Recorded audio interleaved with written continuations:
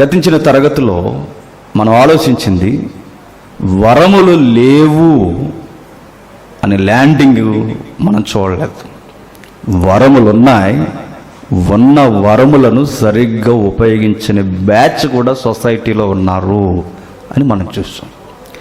ఇవన్నీ మనకు అవసరమా అంటే చాలా అవసరం. ఎందుకు అవసరం? సహవాసం అనేది పరిశుద్ధాత్ముని యొక్క వరములతో ముడిపడి ఉంది కనుక. సహవాసం విలువ తెలియని వారు ఎగ్గొట్టు కూర్చున్నారు. సహవాసం విలువ తెలిసిన వారు అనుదినము దేవునికి దగ్గర అవుతారు. ఆ మోటోతో మనం ఆలోచించడం మొదలుపెట్టాం కనుక జాగ్రత్తగా మనం ఆలోచించే ప్రయత్నం చేద్దాం. ఏం జరుగుతుంది చరిత్ర ఒక్కసారి మనం నెమరు వేసుకుంటాం. చరిత్ర ఎప్పుడు పునరావృతం కావడం మంచిది కాదు. ఇశ్రాయేలుని చూపిస్తూ న్యూ టెస్టిమెంట్లో ఎక్కువసార్లు ఆయన మాట్లాడతాడు. ఎందుకు ఇశ్రాయేల్ చరిత్ర బైబిల్లో రాయబడింది, క్రొత్త నిబంధనలో కూడా ఎందుకు ప్రస్తావింపబడింది? మీరు అలా ఉండకూడదండి. చరిత్రట పునరావృతం అవుతుంది అంటే ప్రమాదం ఎను వెంటనే వస్తుంది అని అర్థం. ఇశ్రాయేలు చరిత్రను చూపిస్తూ క్రొత్త నిబంధనలో పౌలు గారు అనేక మార్లు ఉటంకించాడు. ఆయన అలా ఉటంకించిన పదజాలాల్లో ఒక పదజాలమే అన్య భాషలకు సంబంధించి. అటెన్షన్ ప్లే చేయండి. అన్య భాష అంటే ఏంటి? మన మాతృభాష కానది. దేవదూతల భాష వేరు, మానవ అతీతమైన భాష వేరు. దీన్ని అర్థం చేసుకోవడంలో సంఘం, ఈ తరపు సంఘం కన్ఫ్యూజ్ అయింది. కనుకే ఒకరిని ఒకరు దూషించుకుంటూ టీవీ 9లో కూర్చొని మాట్లాడుకునే భక్తాజు వేజస్ కూడా తెర మీదకి వచ్చేసారు. ఎన్నిసార్లు టీవీ 9 30 minutes ఎపిసోడ్ చేస్తూ అనేక మంది క్రైస్తవ దైవజనులుగా పిలువబడుతున్న వారిని వాడు పాయింట్అవుట్ చేయలేదు. చెప్పండి, జ్ఞాన విజ్ఞాన వేదిక కానీ సోషల్ ఈవెంట్స్ చేస్తున్న అనేక మంది సొసైటీలో మేధావులుగా పిలువబడిన వారు అనేకులు క్రైస్తవ్యంలో జరుగుతున్న మాఫియా అని అనేక మంది పాయింట్అవుట్ చేశారు. ఇవన్నీ మనం క్రైస్తవులమే. మనం అర్థం చేసుకోవాలి అంటే, మనకు అర్థం కావాలి అంటే టెక్స్ట్ మనకు తెలియాలి. టెక్స్ట్ అంటే బైబిల్ యొక్క పట్టిక మనకు తెలియాలి. కానీ బైబిల్ చదివేవారమే తక్కువైపోయాం కనుక ఏం జరుగుతుందో మనకి ఏం అర్థం కాక గందరగోళ పరిస్థితుల్లో మాకు వరకు ప్రార్థన చేయండి అని సరిపెట్టేసుకున్నాం మనం. అంతేగా, అంతకు మించి మనం ఇది ఏంటైనా కొలవగలమా చెప్పండి? ఒక పెద్ద ఆయన అన్నట్టుగా మంచి మాట నాకు నచ్చింది. ఫర్ ఎగ్జాంపుల్, ఎవరైనా ఇక్కడ కీబోర్డ్ ప్లే చేస్తున్నారు అనుకోండి, అది రాంగ్ స్కేల్లో వెళ్తుంది అని విన్నవాడు చెప్పగలగాలి. ఎప్పుడు చెప్పగలడు? నా కీబోర్డ్ వచ్చినప్పుడు. ఏది వాయించినా భలే ఉందన్నావంటే నీకు అది అసలు సంగతి. కీబోర్డ్ వాయిస్తున్నప్పుడు స్కేలు తేడా వస్తుందని ఎప్పుడు నేను చెప్పగలనంటే నాకు పట్టున్నప్పుడు. ఒక సింగర్ పాడుతున్నప్పుడు ఈ పదాలు ఇలా నొక్కకూడదు, ఇక్కడ వాకల్ పెరగాలి అని నేను ఎప్పుడు రేట్ చేయగలను పాయింట్? నాకు సింగింగ్ మీద అవగాహన ఉన్నప్పుడు. సొసైటీలో ఒక తప్పుడు బోధ జరుగుతూ సంఘం జోగుతున్నప్పుడు ఇది రాంగ్ వే అని నేను ఎట్లా చూడగలను? బైబిల్ నాకు తెలిసినప్పుడు. నీకు ఏది చూసినా విడ్డూరంగా ఉందంటే అసలు నువ్వు మాకు విడ్డూరం. నీకు అర్థమవుతుందో లేదో? నీకు ఏది అర్థం కావట్లేదంటే అటు బైబిల్ తెలియదు, అసలు నీ గురించి కూడా నీకు సరిగ్గా తెలీదు. పేరుకి మనం ఏంటో తెలుసా? I am Christian believers. తప్పదే. ఇది ప్రమాదపు అంచున జోగుతున్న ప్రమాదపు పరిస్థితి కనుక జాగ్రత్త. వీటి జోలికి పోరు. కానీ బై గాడ్ గ్రేస్ దేవుడు మనం నడిపిస్తున్నాడు ఆ పరిస్థితులు ఏంటో మనం నేర్చుకోవడానికి.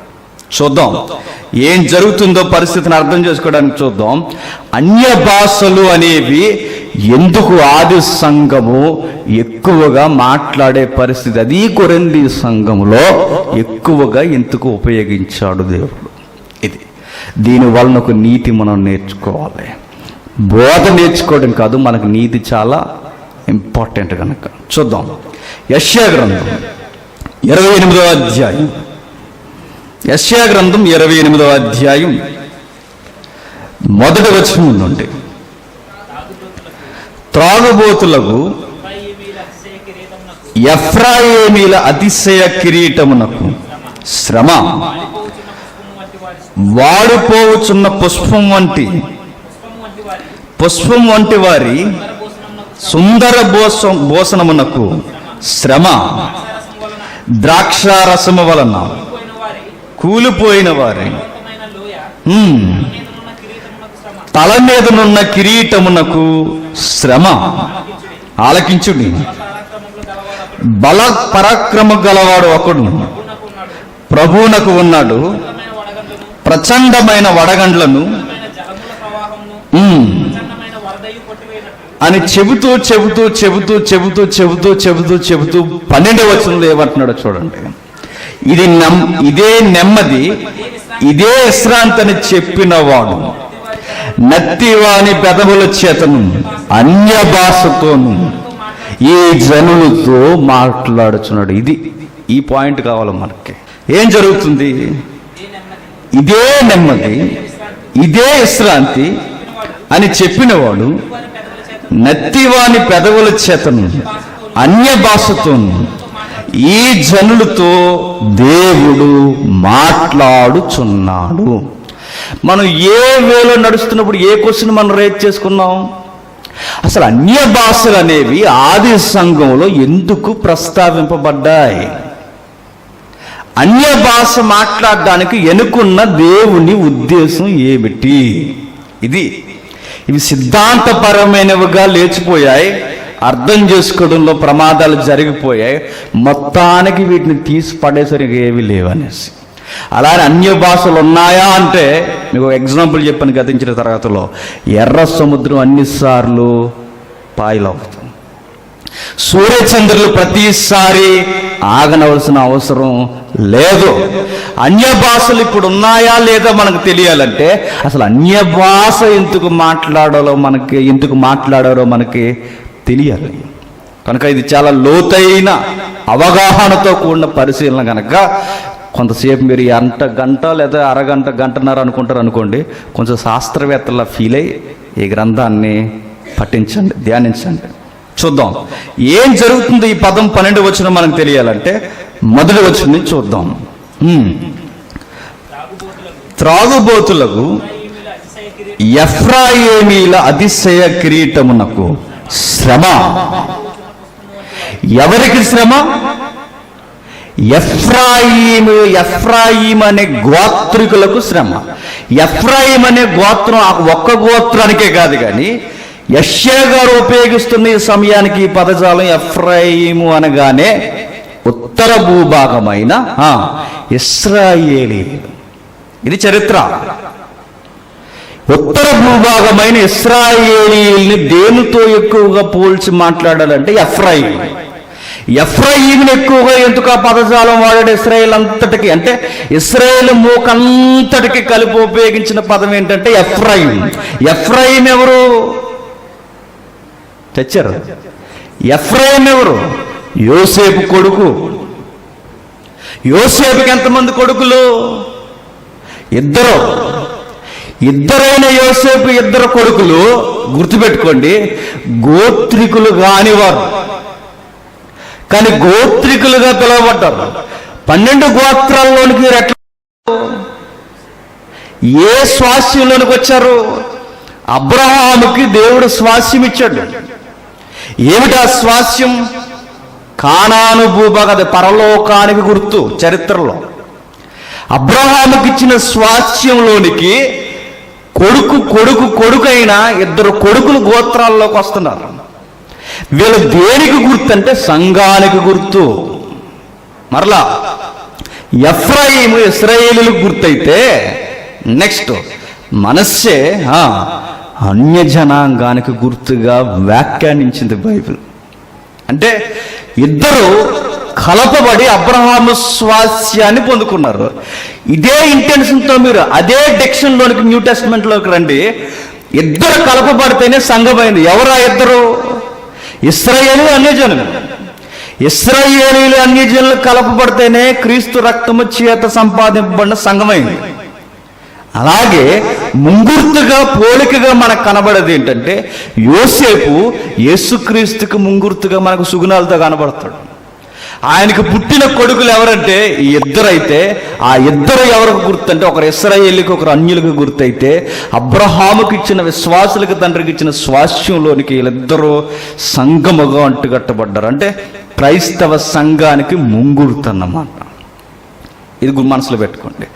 సంఘానికి ముంగుర్తు వీళ్ళైతే సంఘం అనే ఒక విజన్లో మీరు దాన్ని చూడండి. ఆ రోజు వారికి కిరీటం ఉందట. ఎవరికి? ఎఫ్రాయిముకి. ఎఫ్రాయిముకి కిరీటం ఉంది. కిరీటం ఉన్న వారు ఏం చేస్తున్నారంటే తాగుతున్నారట. మర్చిపోకుండా మరలా జ్ఞాపకం చేస్తున్నాను పదే పదే. భాషలు అనేవి దేవుడు ఎందుకు మాట్లాడాడన్న విజన్తో మనం బయలుదేరుతున్న పరిశీలన. ఎందుకు మాట్లాడాడో తెలుసుకోవడానికి ముంగుర్తుగా ఎవరిని చూస్తున్నాం? గోత్రికులైన చరిత్రలో రాయబడిన ఇశ్రాయేలు గోత్రంలో పిలువబడిన ఎఫ్రాయిం చూస్తున్నాం. ఇక్కడ ఎఫ్రాయిం అంటే ఎఫ్రాయిం ఒక్కడే కాదు, ఇశ్రాయేల్ అందరూ. ఇశ్రాయేలు గురించి చెప్తున్నాడు. త్రాగుబోతులకు ఎఫ్రాయిముల అతిశయ కిరీటమునకు శ్రమ, వాడిపోవచ్చున్న పుష్పము వంటి సుందర భూషణమునకు శ్రమ, ద్రాక్షారసం వలన కూలిపోయిన ఫలవంతమైన లోయ, తల మీదనున్న కిరీటమునకు శ్రమ. ఏంటంట? తల మీదనున్న కిరీటమునకు శ్రమ. ఇక్కడ కొన్ని పోలికలు ఇస్తున్నాడు చూడండి. ఏమని? లోయలో ఫలవంతమైన లోయ, తల మీదనున్న కిరీటమునకు శ్రమ. కొంచెం భౌగోళికమైన అవగాహన. సోమ్రోను పట్టణాన్ని మీరు చూస్తే సోమ్రోను అవరు సమరయ. ఎంతమంది మత్తయి సువార్తల తరగతులకు ఎంతమందికి జ్ఞాపకం ఉన్నాయో నాకు తెలియదు, కానీ ఫాలో అయిన వారికి మాత్రం ఈజీగా అర్థమవుతాయి. ఫాలో అవని వారికి ఈరోజు మీకు ఎట్లా ఉంటుంది చెప్పనా? భాష అర్థం తెలియని ఒక మూవీ వేస్తే చూడడానికి బాగుంది కానీ ఏం అర్థం లేదయ్యా అన్నట్టుంటుంది అనమాట. అంటే ఇప్పుడు మీకు అలాంటి సినిమాలు చూడకుండా మనకు అర్థమయ్యేది ఒక అపార్థాలు ఎక్కువ. భాష తెలియని ఒక దృశ్యాన్ని చూస్తే అట్లా ఉంటుంది, అట్లా ఉంటుంది. ఇప్పుడు జరుగుతున్న సందర్భం ఒక్కసారి భౌగోళికంగా సమరయ పట్టణాన్ని సోమ్రోన్ అన్నారు. సమరయలో జనాంగాన్ని సోమ్రోన్ అయితే, సోమ్రోను అనే పట్టణం ఇది కొండ మీద ఉండే పట్టణం. ఏనిందా అది చూడండి. సోమ్రోను సమరయ ప్రాంతం ఇదంతా ఉత్తర భూభాగంలో ఉండే ప్రాంతం. అది అంటే మీరు ఎక్కడైతే యెరూషలేము ఎఫ్రాయిము పైనుండి ఇదంతా ఉత్తర భూభాగం. ఉత్తర భూభాగంలో ఉండేది ఎవరు? చంపేద్దాను ఈరోజు మీరు చెప్పలేదని చెప్తున్నాను. ఇశ్రాయేలీయులు. దక్షిణ భూభాగంలో ఉండేది ఎవరు? యూదులు అంటే ఎవరు? చూపిస్తాను. ఈ మోగ వార్తలు కూడా మీకు అర్థం కాకపోతే ఇంకేం చేయలేము. ఇంకా 2 గోత్రాలు యోధా, బెన్యామీను. 12లో 2 పక్కకు తీసేస్తే మిగిలిన గోత్రాలు ఎన్ని? 10. ఈ 10 మందిని ఏమని పిలిచారు? ఇశ్రాయేలీయులు. ఈ ఇశ్రాయేలు 10 గోత్రాలు ఎక్కడి నుంచి నివసించారంటే అదిగో ఆ ఎఫ్రాయిం అనే ప్రాంతం ఏదైతే నివసించిందో ఇక్కడ నుండి ఆ పైన కనబడుతున్న ఏ పర్వతాలవి? ఆ ఉత్తర భూభాగంలో కనబడుతున్న లెబనోను పర్వత ప్రాంతాల వరకు ఇదంతా ఇశ్రాయేలు 10 గోత్రాల వారు నివసించిన ప్రాంతాలు. కింద నివసించిన ప్రాంతాలన్నీ ఎవరంటే దక్షిణ భూభాగంలో నివసించిన వారు. వీళ్ళ గూర్చి మాట్లాడుతున్నారు. వీళ్ళకట ప్రాస్పరిటీ ఎక్కువ, సమృద్ధి ఎక్కువైపోయి కళ్ళు నెత్తికెక్కిపోయాయట. ఎవరికి? ఇశ్రాయేలీలకి. అంటే సమృద్ధి ఎక్కువైనప్పుడు మనిషికి వెనకే వచ్చేది ఏంటంటే మత్తు. ఇశ్రాయేలీలకి ఏమొచ్చిందంటే మత్తు వచ్చింది. వాళ్ళకి ఫలవంతమైన భూభాగాలు ఉన్నాయి, నిజంగానే చిత్తడి నేలలు అవన్నీ. మీకు కనిపించే కర్మేలు పర్వతం కానీ ఆ లెబనోను పర్వత ప్రాంతాలు కానీ ఇక్కడ చెట్లలో అంటే చెక్క దొరకడంలో కానీ ఫలవంతమైన పంటలు దొరకడంలో కానీ ఏ విధముగా చూసినా భూభాగం చాలా సస్యశ్యామలంగా మంచి వాతావరణంతో పంట దిగుబడి ఎక్కువ వస్తుంది. వీళ్ళకట తిన్న తిండి ఎక్కువైపోయిందట. వీళ్ళకి క్యాపిటల్ ఏదంటే రాజధాని సమరయ. ఈ సమరయ పట్టణం వాళ్ళకి ఎలా ఉంది? కిరీటంలా కనబడుతుంది వాళ్ళకి. కిరీటం అన్నాడు, దాన్ని ఏమన్నాడు? లోయ తల మీదనున్న కిరీటం. కిరీటం కిరీటం ఏదంటే వాళ్ళకి క్యాపిటల్ వాళ్ళకి ఎలా ఉంది? ఒక కిరీటం. నిజంగానే ఆ సమకాలీన ప్రాంతాల్లో రిచెస్ట్ సిటీ ఏదంటే ఇశ్రాయేలుకి ఏది? సమరయ. అంత వారు చూస్తున్నప్పుడు ఎంతో లౌకిక పరిస్థితుల్లో ఎంతో అందమైన పట్టణంగా ఉండేది. ఇప్పుడు వాళ్ళని చూపిస్తూ దేవుడు కొన్ని పదాలు ప్రవక్త అయిన యెషయా ద్వారా ఈ పదజాలం వాడుతున్నాడు. బైబిల్ మనకి ఎందుకు అర్థం కాదంటే, ఇప్పుడు అటెన్షన్ ప్లే చేయండి, కొన్ని పరిస్థితుల్లోనికి మనం వెళితే కానీ మనకి అర్థం కాదు. మరి ముఖ్యంగా ఇశ్రాయేలు సంస్కృతిలోనికి మనం వెళితే కానీ మనకు అసలు అర్థం కాదు. కొన్ని వచనాలు మనకు అర్థం కావాలంటే నేను చెప్తున్నా, ఖచ్చితంగా అక్కడ ఉన్న నాగరికత మీకు ఖచ్చితంగా తెలియాలి. ఆ నాగరికత మీకు తెలియకపోతే మీకు అర్థం కాదు. మాకు ఎలా తెలుస్తుంది నాగరికత అంటే? ఈ బైబిల్కి సంబంధించిన అనేకమైన చరిత్ర గ్రంథాలు బయట దొరుకుతాయి, అవన్నీ మనం చదువుకోవాలి. మీరు ఎలాగో చదవరు కనుక రాత్రి పగలు కుస్తీ బట్టి బోధకుడు అనే ఒక వరం కొందరికి ఇచ్చాడు కనుక కనీసం మీకు ఈజీగా 4-5 గంటలు స్టడీ చేసింది కేవలం మీ కొరకు ఒక గంటన్నరలో మీరు కళ్ళ ముందుకు వస్తుందంటే మీరు ఎంత లక్కీ జోన్లో ఉన్నారో మీకు అర్థం అవ్వాలి. అదే మీ అంతటి మీరు చదివి మీరు అర్థం చేసుకోవాలంటే కష్టం. అది ఆ రిఫరెన్స్ అర్థం. కానీ దేవుడు ఒక నిలబెట్టి దాని ద్వారా దేవుడు నీతో మాట్లాడితే ఇంకా నీకు పట్టకపోతే మీ బ్యాచ్ ఏ బ్యాచ్ చెప్పనా? ఇందాక వచ్చాడు నన్ను తీసుకురావడానికి. మా ఇంటికి వచ్చిన తర్వాత వాడు క్వశ్చన్ అడుగుతున్నాడు, అని దేనికి అని అడుగుతున్నాడు. ఏంటి ఆటక మీద ఉంటాయి, ఆ పైన ఉంటాయి కదా సన్న సైడ్ మీద కంచు సామాను. దేనికి అంటే దేనికి చెప్పండి, దేనికైనా ఉపయోగపడతాయి చెప్పండి. ఎంత బిందు ఉంటుంది దేనికి? అది అలా చూసుకోవడానికి చింతపండు దోమేసుకుని పైన ఎట్టేసుకుని నువ్వు అక్కడ ఉండు మేము ఎక్కడో ఉంటాం. తర్వాత ఇంకో ప్లేస్కి వెళ్తుంది. అది ఎప్పుడు దిగుతుంది అక్కడ నుండి 1 yearకి ఒకసారి పండగ దిగి హాయ్ బాయ్ అని వెళ్ళిపోద్ది. నేను చెప్తున్నాను, స్పందించిన మీరు కూడా పండగకి ముచ్చట చింతపండు ఎట్టించుకుని బ్యాచ్ తప్ప ఇక దేనికి పనికిరారు చెప్తున్నా. అవి ఇంట్లో ఉంటే చూడడానికి ఏంటది?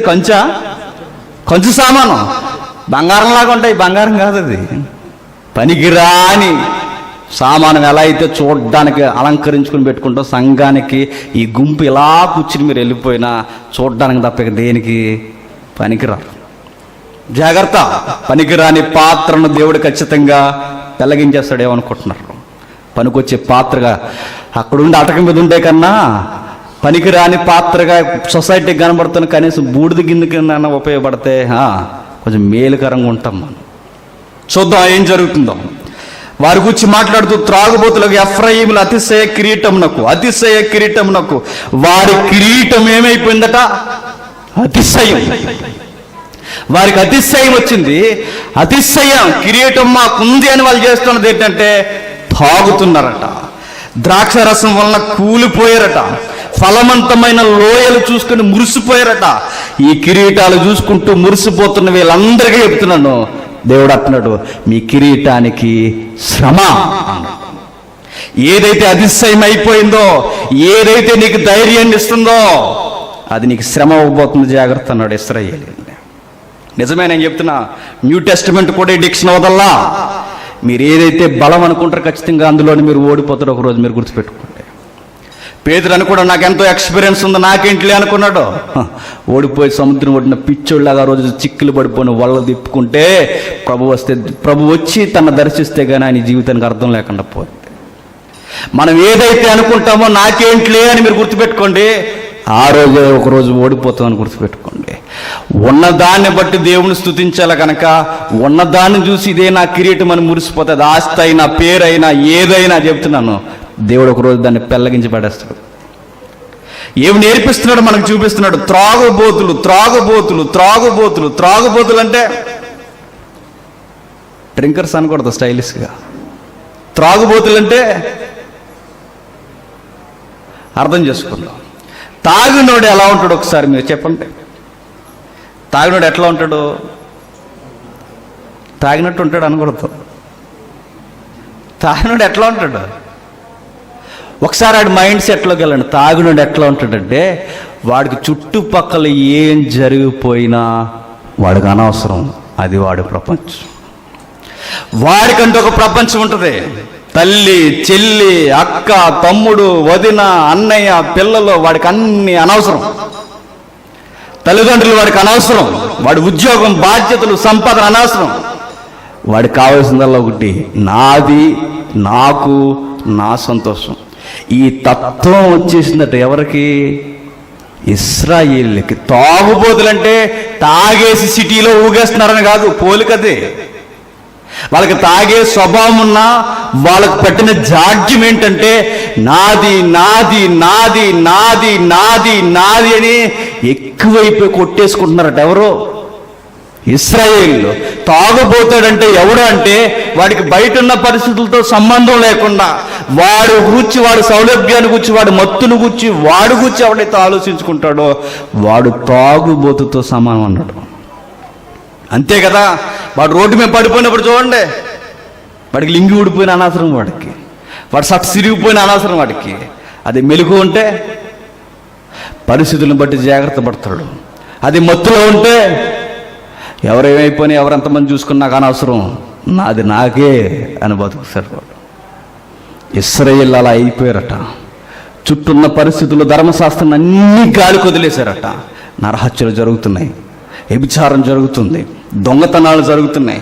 సిటీలో దేవుడు ఉండకూడదనుకున్నాడో, సమరయ ఇశ్రాయేలు ప్రాంతంలో దేవుడు ఏదైతే ఉండకూడదనుకున్నాడో, లంచగొండితనం, యాజకుల మోసం, ఒక్కొక్కటి కాదు అన్ని విధాలుగా జరిగిపోతున్నా వీళ్ళు ఎలా బతికేస్తున్నారంటే ఉన్న ఫలవంతమైన జీవితం మాది, మాకుంటే చాలని మొత్తెక్కిపోయి బతికేస్తున్నారు. పరిస్థితులతో వాళ్ళకి సంబంధం లేకుండా. అది అధ్యాయం నేర్పిస్తున్నది. ఈ అధ్యాయాన్ని మనం ఎందుకు నేర్చుకోవాలి అంటే ఇదే అధ్యాయాన్ని పౌలు గారు ఉపయోగించారు కనుక వెళ్దాం. ఇదే అధ్యాయాన్ని పౌలు గారు ఉపయోగించి అన్య భాషలు మాట్లాడుతున్న వారిని ఏమనైనా పోల్చాడంటే ఇది అవిశ్వాసులకు గుర్తు. అన్య భాషలు దేనికి గుర్తట? అవిశ్వాసులకు గుర్త. భాషలతో మాట్లాడమే వండర్ అయితే భాషతో మాట్లాడుతున్న పరిస్థితిని అవిశ్వాసుల గుర్తేంటి? చూసారు, ఏం అర్థం కావట్లేదు మనకి. అది అర్థం చేసుకోవడానికి పౌలు గారు ఈ టెక్స్ట్ వాడాడు కనుక ఇది మనం ధ్యానిస్తాం. చూద్దాం, ఇంకా ముందుకెళ్దాం. 3-4 వచనాలు, 28, 3-4 వచనాలు. త్రాగుబోతులకు ఎఫ్రాయిమీల అతిశయ కిరీటం, ఫలవంతమైన లోయ తల మీదనున్న కిరీటమునకు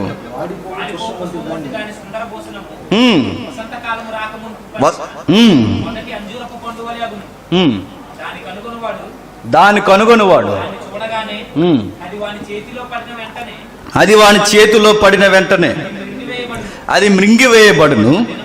ఆ దినమున సైన్యములకు అధిపతియగు యెహోవా చేసించిన తన ప్రజలకు తానే భూషణ కిరీటముగా ఉన్న. ఇక్కడ ఒక డౌట్ రావాలి మీకు.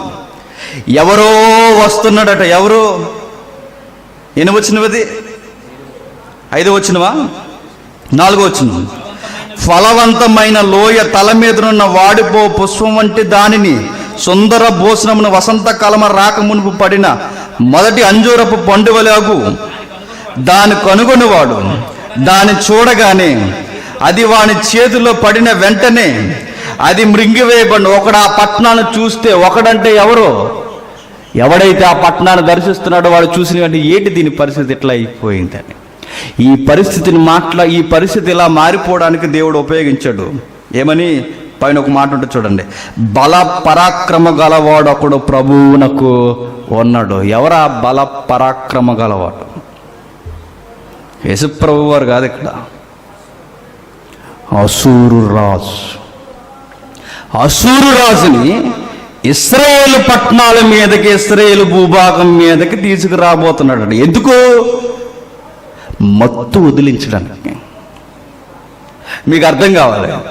సొసైటీకి మత్తెక్కిన, సంఘానికి మత్తెక్కిన మత్తు ఎలా వదిలించాలో దేవునికి బాగా తెలుసు.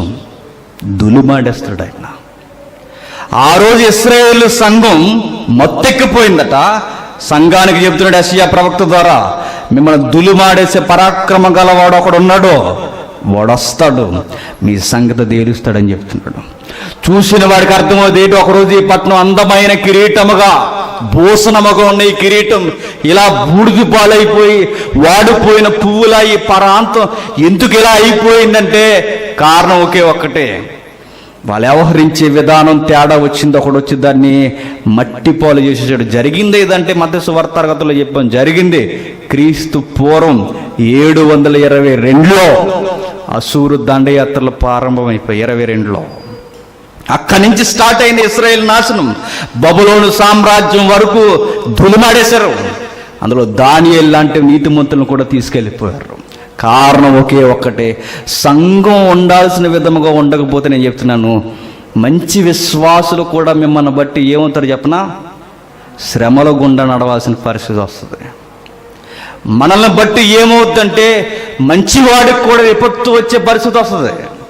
కానీ వాడికి ఏం కాదు, నీతిమంతునికి శ్రమ వలన ఏ ఇబ్బంది రాదు. శ్రమల్లో కూడా దేవుని మహిమపరుస్తాడు కనుక.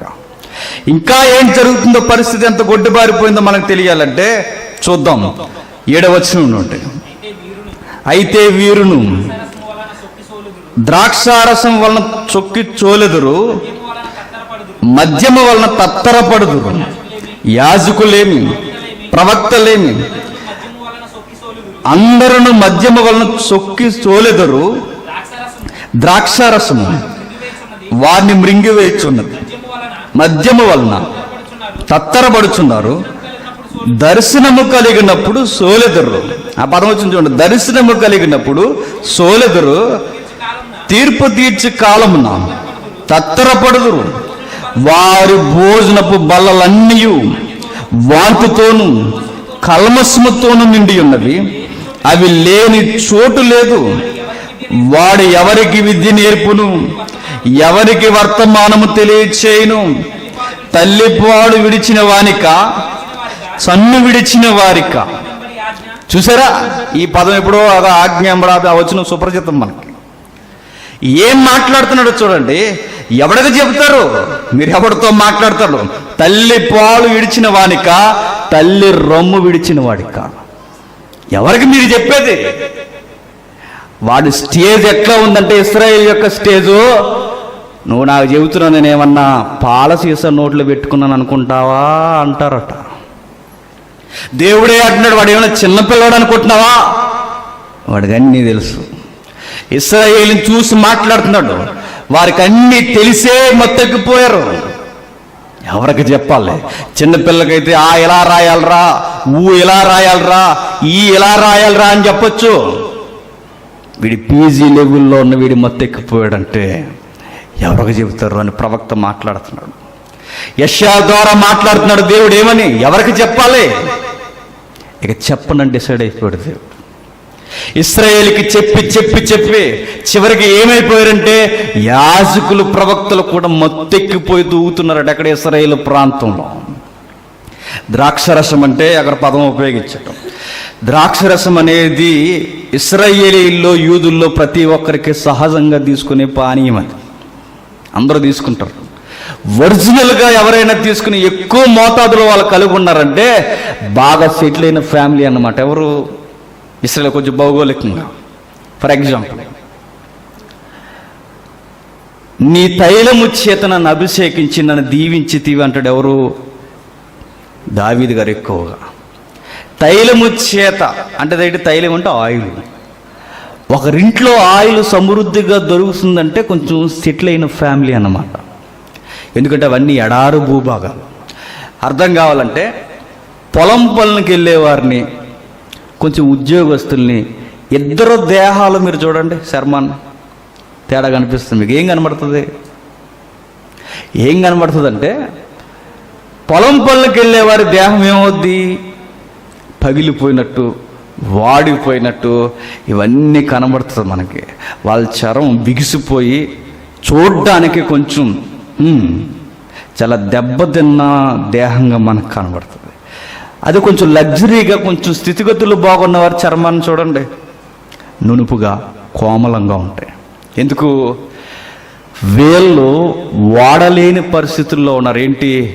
ఒక ఆయిల్ కానీ, ఒక క్రీమ్ కానీ ఏదన్నా చర్మానికి వాడితే అది నునుపుగా ఉండేది. వాడలేని పరిస్థితుల్లో ఉన్నారు కనుక ఆ దేహం ఏమైపోయింది? వాడిపోయింది. స్థితిగతులు బాగున్న వాడికి సమ్మర్ వస్తే ఏం వాడాలో తెలుసు. చెప్పండి. ఇంటర్ సీజన్ వస్తే ఏం వాడాలో తెలుసు. సన్ రేజ్ పడుతున్నప్పుడు అక్కడ ఏం వాడుకోవాలో కనీసం ఆయిల్ అప్లై చేస్తే కొంచెం సేఫ్ జోన్లో శరీరం ఉంటుందని వాళ్ళకి తెలుసు కనుకే చర్మాన్ని కాపాడుకుంటారు. తెలిసినా సరిపోదు, స్థితి బాగుంటే కాపాడుకుంటారు. ఇది పరిస్థితి. ద్రాక్ష రసం చేత మొత్తెక్కిపోయారంటే వీళ్ళకి ద్రాక్ష రసం ఏమైంది? ఎక్కువైపోయింది. సహజంగా యేసుక్రీస్తు వారు ఉదాహరణ మీరు చూడండి. ఒక పెళ్లికి వెళ్ళిన తర్వాత యేసుక్రీస్తు వారు కార్యం చేసిన తర్వాత అక్కడ వచ్చిన టాక్ ఏంటి? టౌన్లో ఏం జరిగింది? అరే అందరూ మత్తెక్కిన తర్వాత చెడ్డ ద్రాక్ష రసం పోస్తారు, మీరు అయినా మంచి ద్రాక్ష రసం పోరు. మత్తెక్కిపోయినట్టుగా ఇక నీళ్ళు తాగినట్టుగా ఎలా ఉంటుంది? ముందు తాగినట్టు ఉంటుంది అడిగి. ఆ టైంలో మీరు ఏది చేసినా తాగేస్తాడు. అలాగ మత్తెక్కిపోయిన వారికి మత్తులో కూడా మీరు మంచి ద్రాక్షరసం ఇచ్చారంటే సెటిల్ అయిపోయిన ఫ్యామిలీ మీరు అని చూశారు. ఎవరిని? ఆ రోజు ఆ పెళ్ళి కార్యక్రమం జరిగిస్తున్న ఫ్యామిలీని. కానీ వెనక ప్రభు ఆ కార్యం చేశాడు కనుక వారంత రిచ్గా రోజు ఆ సమృద్ధిగా అందించారు. ఎవరికి? ద్రాక్షరసం పబ్లిక్కి. అంటే ద్రాక్షరసం ఎక్కువయ్యింది అన్నాను గుర్తు ఏంటంటే తాగేసి బల్లల మీద ఏం చేస్తున్నారట వీళ్ళు? వాంతులు చేసుకున్నంత ఎక్కువైపోయింది. అంటే టోటల్గా ఈ అధ్యాయం అంతా మనకు నేర్పిస్తున్నది ఏంటంటే వీళ్ళకి తిండి ఎక్కువైపోయింది, పానీయం ఎక్కువైపోయింది, దేవుడి వాక్యం వీళ్ళకి ఎక్కట్లేదు. తాగుబోతుడు తాగేసినోడికి చుట్టూ ఉన్న పరిస్థితులు అనవసరమని ఎలా అయితే బతుకుతాడో వీళ్ళు కూడా ఎలా బ్రతుకుతున్నారంటే పరిస్థితులు అన్యాయం జరిగిపోయినా, అక్రమాలు జరిగిపోయినా, వ్యభిచారాలు జరిగిపోయినా, యవనస్తులు పాడైపోయినా, వృద్ధులు చచ్చిపోయే పరిస్థితుల్లోకి వచ్చేసిన, న్యాయం ఉండాల్సిన చోట అన్యాయం ఉన్నా, తీర్పు జరగాల్సిన చోట దొంగ తీర్పులు జరిగినా, ఏం జరిగిపోయినా మాకు అనవసరం, ప్రాస్పరిటీ సమృద్ధి మాకుంటే చాలని బతికేస్తున్నప్పుడు యెషయా ద్వారా దేవుడు మాట్లాడుతున్నాడు. ఇంకెవడికి చెప్పాలా? దేవుని చిన్నపిల్లోడు చెప్పడానికి. వాడు పాతిథ్య నోట్లో పెట్టుకున్నాడా? తల్లి రొమ్మును అప్పుడే వదిలేడా? కాదు, వీడికి మత్తెక్కిపోయింది.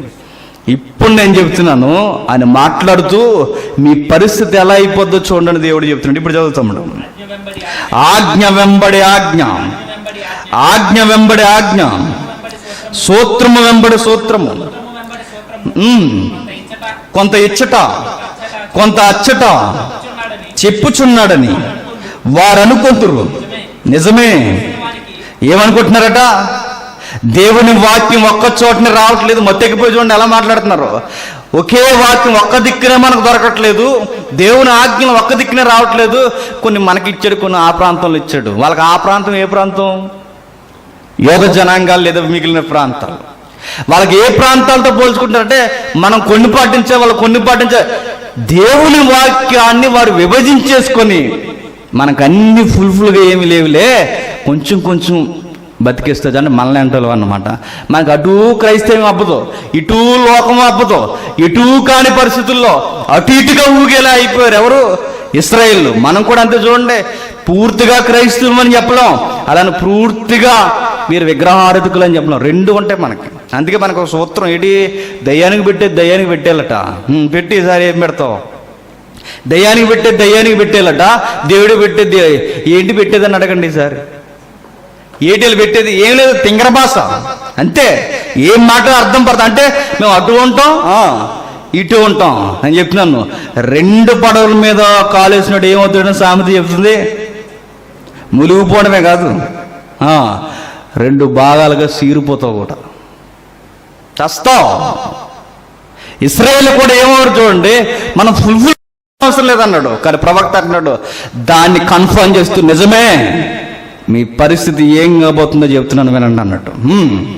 నిజమే, అలిసిన వానికి నెమ్మది కలుగు చేయడి, ఇదే నెమ్మది, ఇదే విశ్రాంతి అని చెప్పినవాడు నెత్తివాని పెదవుల చేతను అన్య భాషతోను ఏ జనులతో మాట్లాడుతున్నాడు దేవుడు? ఇదే విశ్రాంతి, ఇదే అని ఏదైతే మీకు చూపించదు, మీకు పట్టలేదు, మీకు సమృద్ధి ఎక్కువైపోయి ఇష్టానుసారంగా మీరు వ్యవహరించారు కనుక ఇంకా దేవుని వాక్యాన్ని, ఆజ్ఞలు కూడా మీరు ఏం చేశారంటే మనం ఫుల్గా ఉండాల్సిన అవసరం లేదు, కొంత అచ్చట కొంత ఎచ్చట మీరు ముచ్చట పెట్టుకున్నారు కానీ నేను చెప్తున్నాను, అచ్చట ఎచ్చట కాదురా మీకు చెప్తున్నాను, మీకు అన్యుల ద్వారా మాట్లాడితే కానీ బుద్ధి రాదు అన్నట్టు.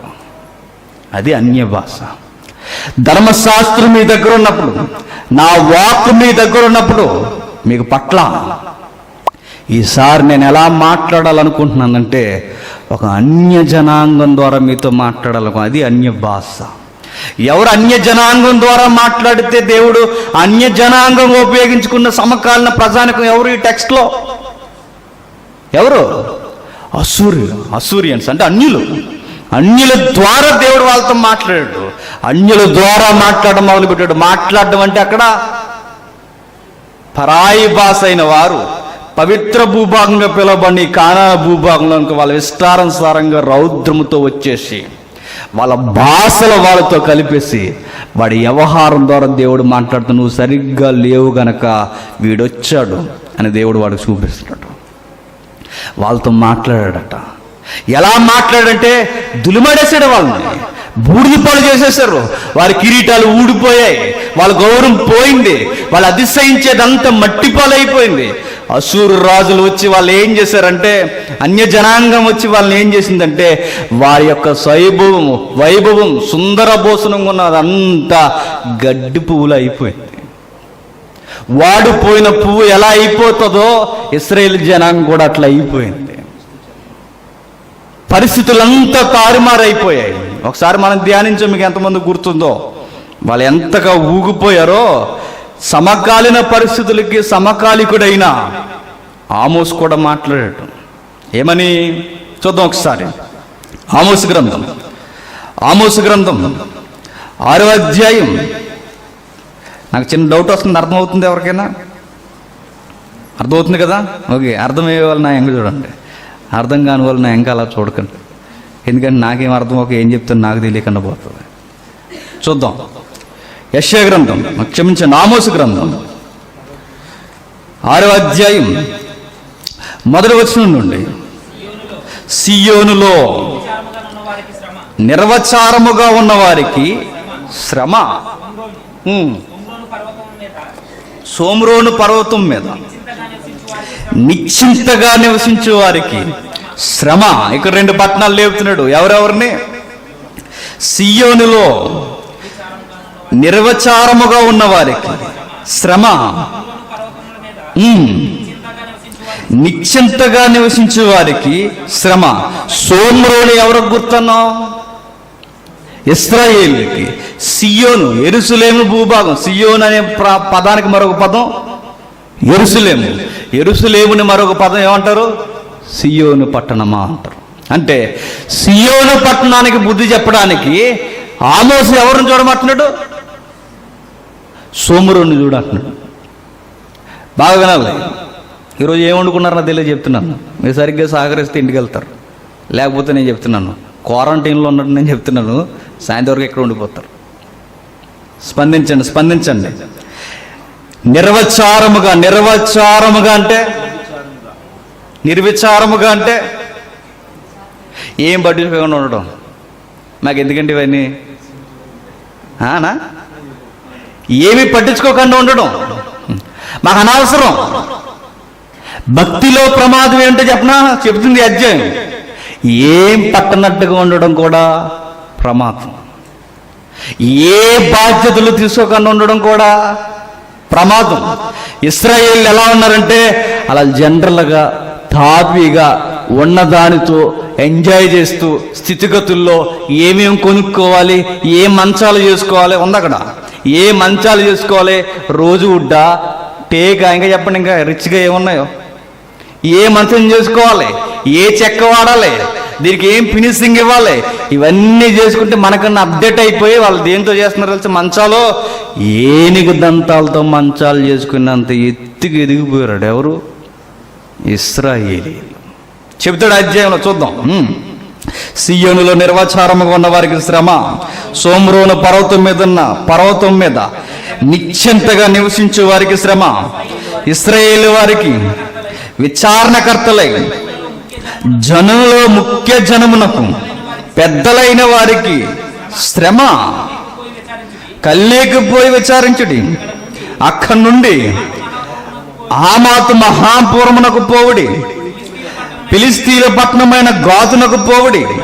అవి ఈ రాజ్యముల కంటే గొప్పవి కదా, వాటి సరిహద్దులు మీ సరిహద్దుల కంటే విశాలమైనవి కదా. మరలా ఏం చెప్తున్నాడు వీళ్ళ ఇద్దరికే?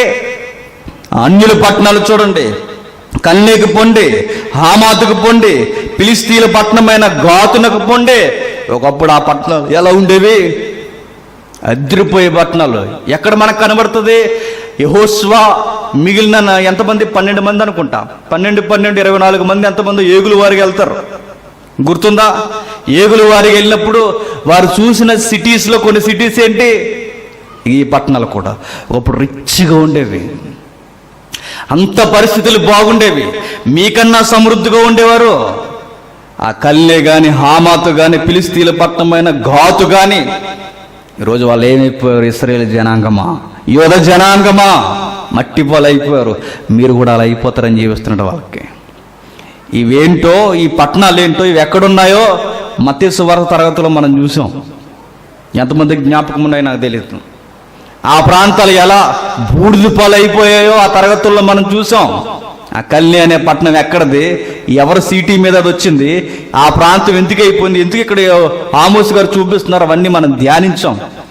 అర్థమైన వారు ఒకసారి జ్ఞాపకం చేసుకోండి. వారిని చూపిస్తూ వాళ్ళకున్న డేంజర్ జోన్, వాళ్ళకున్న డేంజర్ మైండ్ ఏంటంటే చెప్తున్నాడు, ఉపద్రవ దినము బహు దూరముగా ఉన్నదని అనుకొని అన్యాయపు తీర్పు తీర్చుటకై మీ మధ్య మీరు పీఠములు స్థాపింతురు. ఏంటట?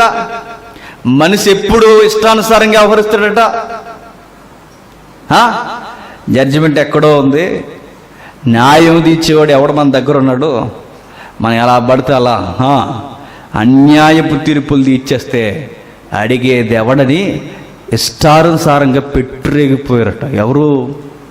నాశనం అయిపోయిన అన్యుల పట్టణాలు.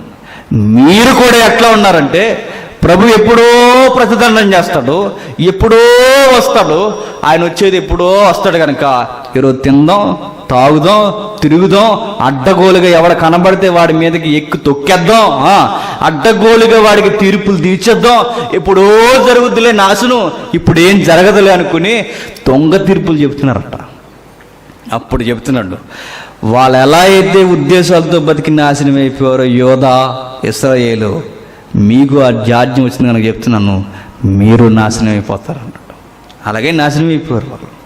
క్రీస్తు పూర్వం 722లో నాశనం అయిపోయారు. ఆ తదనంతరం 500కి దిగే సమయానికి, 600 నుండి 500 సంవత్సరాల దిగు సమయానికి దక్షిణ భూభాగం కూడా ఏమైపోయింది?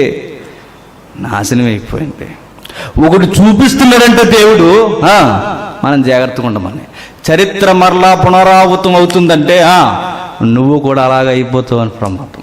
ఇశ్రాయేలుని చూడండి, ఆ దుష్టాంతమును చూడని సంఘానికి ఎందుకు చూపిస్తున్నాడు? మనం అలా అవ్వకూడదని. ఎలా సుఖపడిపోరే కింద చెప్తున్నాడు చూడండి. దంతపు మంచముల మీద పరుండుచు, పానుపుల మీద తమ్మును చాచుకొనుచు, మందలో శ్రేష్టమైన గొర్రె పిల్లలను, సాలలోని క్రొవ్విన దూడలను వధించి భోజనం చేయదు. అర్థమైంది మీకు? ఈ అప్డేట్ కల్చర్ ఈ రోజు ఉన్నది కాదు, క్రీస్తు పూర్వం కూడా ఉంది. ఇదట అని చెప్తున్నాను, దేవునికి నచ్చని కల్చర్ అట. నోవహు కాలంలో జనులు లేచిపోవడానికి కారణం ఏంటి చెప్పండి? సుఖం ఎక్కువైపోవడం. యేసుక్రీస్తు వారు 2వ రాకడలో కూడా ప్రపంచం లేచిపోవడానికి కారణం ఏంటి?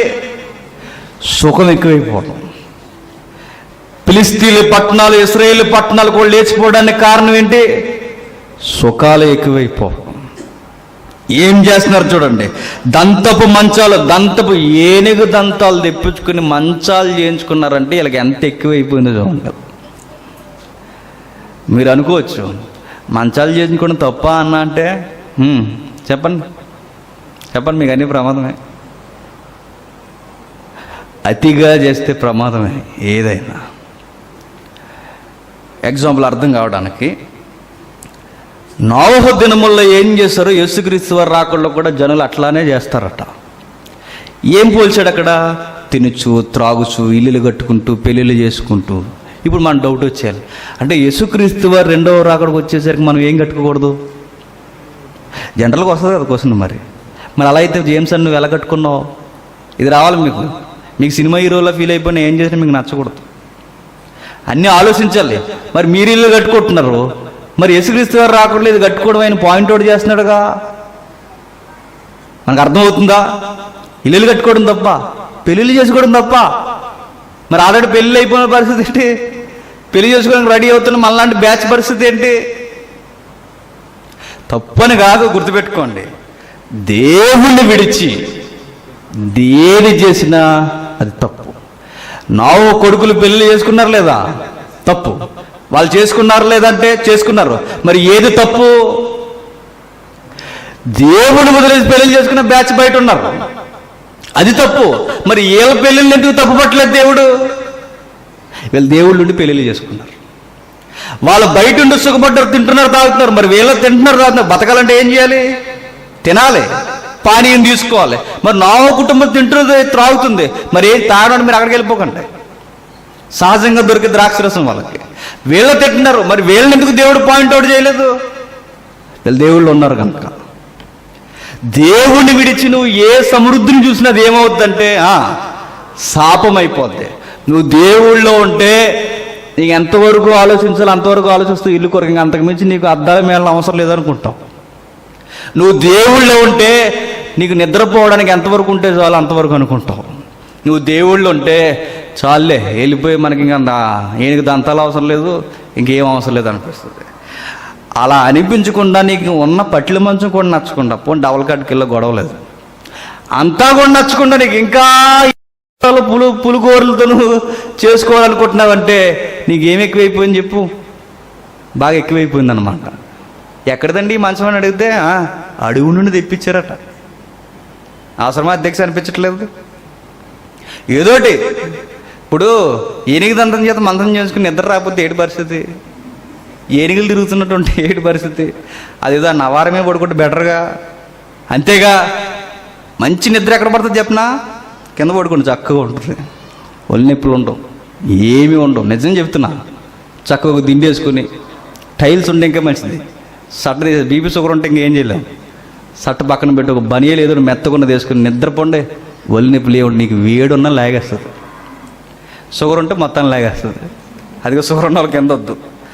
కింద పడుకున్నంత ఆరోగ్యకరమైన పరిస్థితి ఎక్కడ ఉండదు. అందుకే చూడండి, సెలబ్రిటీలు ఊరాదులు ఇల్లు కట్టుకుని ఎక్కడ పడుకుంటారు వాళ్ళు? కిందే. మనం వాళ్ళని చూసి మనం వాదలేసుకుంటాం.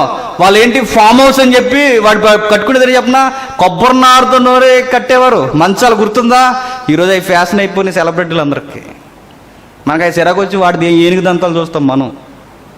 వీళ్ళు కూడా ఏమైపోయారంటే ఉన్నదాంతో అడ్జస్ట్ అవ్వక మంచాలు ఎక్కువైపోయి నిద్రపోయి లేచిన తర్వాత వాళ్ళు అంటున్నారట, మెనూ ఏం రెడీ చేశారు అని. ఫుడ్కి బాగా కొవ్వబట్టిన మాంసం కావాలన్నారట. ఏంటి చూడండి అక్కడ చెప్తున్నట్టు చూడండి ఒకసారి. మందలో శ్రేష్టమైన అంటే బెస్ట్ పొట్టేలు, బెస్ట్ గొర్రెపిల్ల, బెస్ట్ కంటే దాన్ని చూస్తే అప్పుడే తినేయాలనిపించేలా ఉండాలన్నమాట వాళ్ళకి. కొంతమంది చూడండి, మనం కోడి రాని చూస్తున్నాడు, కోడిని కోడిలా చూడడు. వాడికి ఏదో గుర్తొస్తుందట, దీని కాళ్ళు అని జాయింట్ పెట్టుకుంటూ ఉంటుందండి, చూసారా? వాళ్ళకి అలా శ్రేష్టమైనవి, బాగా బలిసినవి, కండబట్టినవి తీసుకుని గొర్రె పిల్లలను సాలల్లోనూ క్రొవ్విన దోళ్ళని, బీఫ్ కూడా దోళ్ళని వధించి భోజనము చేదురు. ఇలా ఎక్కువైపోయా స్వరమండలంతో కలిపి పిచ్చి పాటలు పాడుచు దావీదు వలె వాయించుచు వాయిద్యములను కల్పించుకొందురు. దావీదు వలెనే అని వాయించుచు. ఏమంటున్నారట? తిండి ఎక్కువైపోతుంది, నిద్ర ఎక్కువైపోయిన తర్వాత ఆకలేస్తుందిగా, మరలా లేచి తిండి తినేసిన తర్వాత మంచి మాంసం తెప్పించుకొని, నెంబర్ 1 మాంసం తెప్పించుకొని తినేసిన తర్వాత మనిషికి ఏం కావాలి? టైం పాస్ అవ్వట్లేదు అన్నారట. సాంగ్స్ ప్లే చేయండి ఎవడైనా అన్నాడట. సాంగ్స్ వినేసి మళ్ళీ ఏం చేస్తున్నారు? వచ్చి దావీదు గారి పాటలు అన్నారట. చూడండి ఎంత దరిద్రమో. మన బ్యాచ్ లేరు చాలామంది చూడండి బాగా వినేసి నేను ఎందుకు వింటున్నాడట దేవుని కొరకు పాటలు రాయడు కాబట్టి ఈ పాటలు వింటున్నాడట. ఏ పాటలు? సినిమా పాటలు. ఇదొక వీడియో. నాకు ఆ జాడ్యం వచ్చింది అప్పుడప్పుడు. సంగీత విని నేర్చుకోవాలనుకున్నాం. చూడండి, వినేసేసి నచ్చినవన్నీ చేసేసి ఈ దేవుళ్ళు లాంటిదేలండి, దావీదు లాంటిదేలండి అంటున్నాడు. అంటే విలువలు కూడా వీళ్ళతో కలిపేసుకొని విలువలు కూడా మర్చిపోయి ఇలా పెట్టరేగిపోయిన వారికి చెప్పాడు దేవుడు, మీకు శ్రమ అన్నాడు. యెర్మీయా గ్రంథంలో కూడా ఈ మాట మాట్లాడతాడు. ఇంటికి వెళ్ళిన తర్వాత చదువుకోండి, 6వ అధ్యాయం 1వ వచనం నుండి 10వ వచనం వరకు. యెర్మీయా గ్రంథంలో కూడా ఈ మాటలు మాట్లాడడం మొదలు పెడతాడు. అలా మాట్లాడుతున్నప్పుడు దేవుడు తీసుకున్న నిర్ణయం ఏంటంటే, ఇక మీతో నేను మాట్లాడను, ఆజ్ఞ వెంబడ ఆజ్ఞ మీకు రాదని మీరు ఎలా అనుకున్నారు కనుక ఇది నిజమే.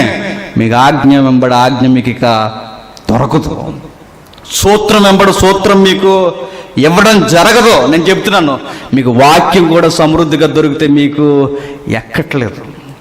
అందుకే కొంత ఇచ్చట కొంత అచ్చట. మీరు ఏదైతే అనుకున్నారో నేను విభజించి మాట్లాడడం మొదలు పెడతాను, అన్య భాషతో మాట్లాడతా అన్నాడు. ఈ టెక్స్ట్ని తెచ్చి కలిపాడు ఎవరు? పౌలు గారు. ఇది ఇప్పుడు ఇంతవరకు మనం ఆలోచించింది ఎందుకు? పౌలు గారు అన్య భాషల విషయంలో ఈ అధ్యాయాన్ని అక్కడ వాడాడు కనుక. అంటే మీరు అనుకోవచ్చు, అంటే ఇప్పటివరకు మనకి ఇప్పటివరకు ఈ అధ్యాయం ఇంటికి ధ్యానించామని. వెంటనే మీకు వచ్చే అనుమానం ఏంటంటే, అంటే ఇంకా అసలు విషయం రాలేదా అని. రాలేదు. ఇది నిజంగా పచ్చి నిజం. ఇది అసలు విషయం ఇప్పుడు స్టార్ట్ అవుద్ది. ఓకేనా? 1 గంట అయింది.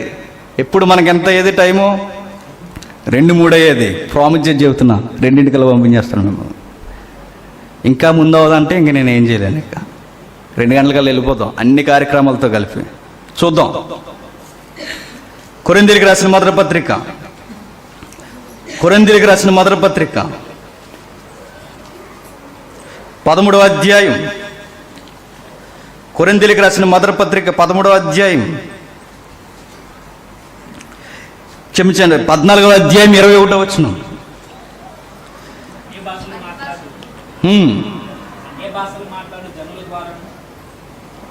అన్య భాషలు మాట్లాడు జనుల ద్వారాను పరజనుల పెదవుల ద్వారాను ఈ జనులతో మాట్లాడుదును.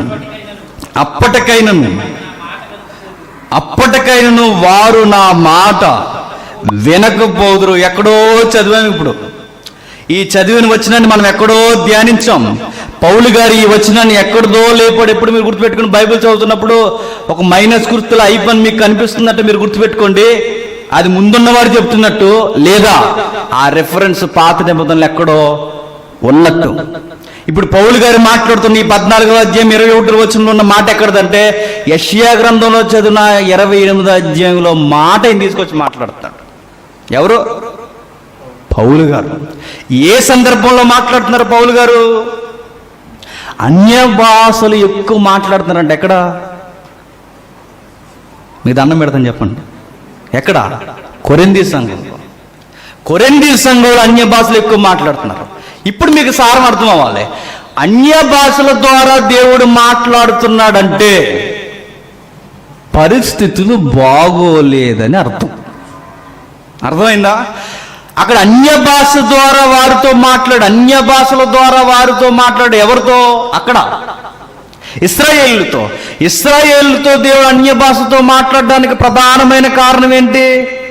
వాళ్ళకి సమృద్ధి ఎక్కువైపోయింది, వాక్యం కూడా పట్టడం మానేసింది. మీకు ఎక్కడ లేదు కనుక పొరుగు వాడితో, పరాయి వాడితో మాట్లాడడం నేను స్టార్ట్ చేస్తా అన్నాడు. అలా అసూరియన్స్ని తీసుకొచ్చి వాళ్ళతో దండయాత్రలు జరిగించాడు, శిక్షక కారకులుగా చేశాడు. అంటే మాట వినకపోతే, పరిస్థితులు దేవునికి అనుకూలంగా లేకపోతే, ఆయన ఆశించినట్టుగా లేకపోతే పరాయి వాడిని తీసుకొచ్చి మాట్లాడడం మొదలు పెడతాడు, పరాయి భాషతో మాట్లాడడం మొదలు పెడతాడు. కొరింథీ సంఘంలో కూడా అన్య భాషలు ఎక్కువ అవ్వడానికి కారణం ఏంటంటే, కొరింథీ సంఘం పరిస్థితులు కూడా మీరు చదివితే అర్థమైపోద్ది, పరిస్థితులు బాగోలేదు. ఆ సంఘంలో ఏం చేస్తారంటే తల్లి వరుస అయిన దానితోనే వ్యభిచారం చేస్తారు. ఆ సంఘంలో ఏం చేస్తారంటే విగ్రహాలకు ఇచ్చినవి తినొచ్చని కొందరు అంటారు, విగ్రహాలకు ఇచ్చినవి తినకూడదని కొందరు అంటారు. ఈ వైరంతో కొట్టుకు చచ్చిపోతున్నారు. కొంతమంది అక్కడ ఏమంటున్నారంటే పెళ్లిని అడ్డగోలుగా నిషేధించేసి కన్యల్ని చేసుకోవాలా, భర్త చనిపోయిందని చేసుకోవాలా, లేదా భర్త ఉండగానే చేసుకోవాలి, ఇలాంటి క్వశ్చన్స్ అన్ని కొరింథీ పత్రిక చదివితే మీకు అర్థమవుతాయి. ఇంకా అక్కడ జాడ్యం ఏంటంటే ఫ్యానిజం పెరిగిపోయింది. ఎక్కడ? కొరింథీ సంఘంలో. ఇంకా జాడ్యం సిగ్గుపడవలసిన విషయం ఏంటంటే ప్రభురాత్రి భోజనంలో ఇష్టానుసారంగా వ్యవహరించారు. చూద్దాం ఒకసారి. 11వ అధ్యాయం కొరింథీ పత్రిక 11వ అధ్యాయం 17వ వచనం నుండి. ఎప్పుడు మనం ధ్యానించే అధ్యాయం ఇది. నేను మీకు ఈ ఆజ్ఞనిచ్చుచు మిమ్మల్ని మెచ్చుకొనను, మీరు కూడి వచ్చుట ఎక్కువ కీడికే గాని ఎక్కువ మేలుకు కాదు. మీరు అంటే కొరింథీ సంఘం, మీరు ఎక్కువ కీడికే వస్తున్నారు, మేలుకు రావట్లేదు. మొదటి సంగతి ఏమనగా, మీరు సంఘమంది కూడి ఉన్నప్పుడు మీలో కక్షలు కలవని వింటున్నాను. కొంత మట్టుకు ఇది నిజమని నమ్ముచున్నాను. సేమ్ అది జరుగుతుంది. చూడండి, ఎఫ్రాయిము ప్రాంతం అనగా ఇశ్రాయేలు ప్రాంతం, యోధా ప్రాంతంలో ఏదైతే జరిగిందో వాళ్ళకి సమృద్ధి ఉంది, అన్నీ ఉన్నాయి. వాళ్ళ ఉన్నదేంటి? అన్యాయం, అక్రమం, కక్షలు, గొడవలు, చెత్త చెదారం. ఈరోజు సంఘంలో కూడా వచ్చాడు కొరింథీ సంఘంలో. చివరికి మీరు ప్రభురాత్రి భోజనానికి వస్తున్నప్పుడు కూడా మీరు ఎలా ఉన్నారంటే, మీలో యోగ్యులైన వారు ఎవరో కనబడినట్లు మీలో భిన్నాభిప్రాయాలు ఉండక తప్పదు. భిన్నాభిప్రాయాలు ఎప్పుడు వస్తాయి? నేనే బెస్ట్ అని ఫీల్ అయిపోయినప్పుడు. సంఘంలో భిన్నాభిప్రాయాలు ఎప్పుడు వస్తే నేనని నేనన్నది ఎప్పుడు వస్తుందంటే నేనన్నది నా కొరకే కాదు, పొరుగువాని కొరకని. ఎప్పుడు నాకు ఇది అర్థమవుద్ది? గతించిన తరగతులు మీకు జ్ఞాపకం ఉండాలి. దేవుడు ఆత్మచేత ఎవరికైతే వరం ఇచ్చాడో ఆ వరం నా కొరకు కాదు, పొరుగువాని కొరకు. నేను పొరుగువాని కొరకే ఈరోజు నాకు దేవుడి టాలెంట్ ఇచ్చాడని అర్థమైతే నేనన్నది వస్తుంది. నేనన్నది చచ్చినప్పుడు భిన్నాభిప్రాయాలు ఉండవు. మీలో భిన్నాభిప్రాయాలు ఎందుకు వస్తున్నాయంటే, ఇదిగో మీలో భిన్నాభిప్రాయాలు రావడానికి కారణం మీకు అర్థం అవ్వాల్సిన విషయం మీకు అర్థం అవలా. చెబుతూ, మీరందరూ కూడి వచ్చుచుండగా మీరు ప్రభురాత్రి భోజనం చేయుట సాధ్యము కాదు. ఏలయనగా ఆ భోజనము చేయనప్పుడు, ఏ భోజనం? ప్రభురాత్రి భోజనం. ప్రభురాత్రి భోజనం అంటే ప్రభురాత్రి భోజనం అని ఎందుకన్నారు దాన్ని? ఆయన సిలువ వేయబడ్డానికి వెళ్ళే ముందటి రోజు ఆ రాత్రి ఆయన ఇచ్చిన భోజనం. ఏ భోజనం అది? రొట్టె, ద్రాక్షరసం. ఎందుకు ఆయన ఇచ్చాడు? నా శరీరానికి గుర్తు ఈ రొట్టె, నా రక్తానికి గుర్తు ఈ ద్రాక్షరసం. ఆ ఉద్దేశంతో ఆ రాత్రి ప్రభు ఆ రోజు స్థానిక సంఘమైన మన అపోస్తులకి విశ్వాసులకి ఇస్తే, ఈ రోజు మీరు దీన్ని ఎట్లా చేసేసారంటే చదువుతాము. ఆ భోజనము చేయనప్పుడు ఒకనికంటే ఒకడు ముందుగా తన మట్టుకు తాను భోజనము చేయొచ్చు. ఇందువలన ఒకడు ఆకలి కొనును, మరి ఒకడు మత్తుడవును. ఏమైపోయిందంటే మత్తుడవును. వచ్చింది చూడండి. వాళ్ళు ఏమైపోయారు? త్రాగుబోతు మత్తు. ఎవరికి? ఎఫ్రాయిమీలకి. సంఘానికి కూడా ఏమొచ్చింది? ఎక్కడొచ్చింది మత్తు? చేసిన దుర్మార్గ పనులు జరిగిపోవని మరలా మత్తుని ఎక్కడికి తీసుకొచ్చారు? ప్రభురాత్రి భోజనం దగ్గర కూడా తీసుకొచ్చేసారు. ద్రాక్షరసం నా రక్తాన్ని జ్ఞాపకం చేసుకుని తాగండ్రా అని ప్రభువిస్తే పేకల దాకా తాగడానికి రెడీ అయ్యారట. ఎందుకు? మత్తు ఎక్కిపోవడానికి. ఇది నా జ్ఞాపకార్థమైన రొట్టెను, నా చర్మానికి, నా శరీరానికి జ్ఞాపకార్థంగా ఈ రొట్టెను తినండి అంటే వెళ్ళిపోయి రొట్టెల మీద రొట్టెలు తినడం ప్రారంభమైపోయారట.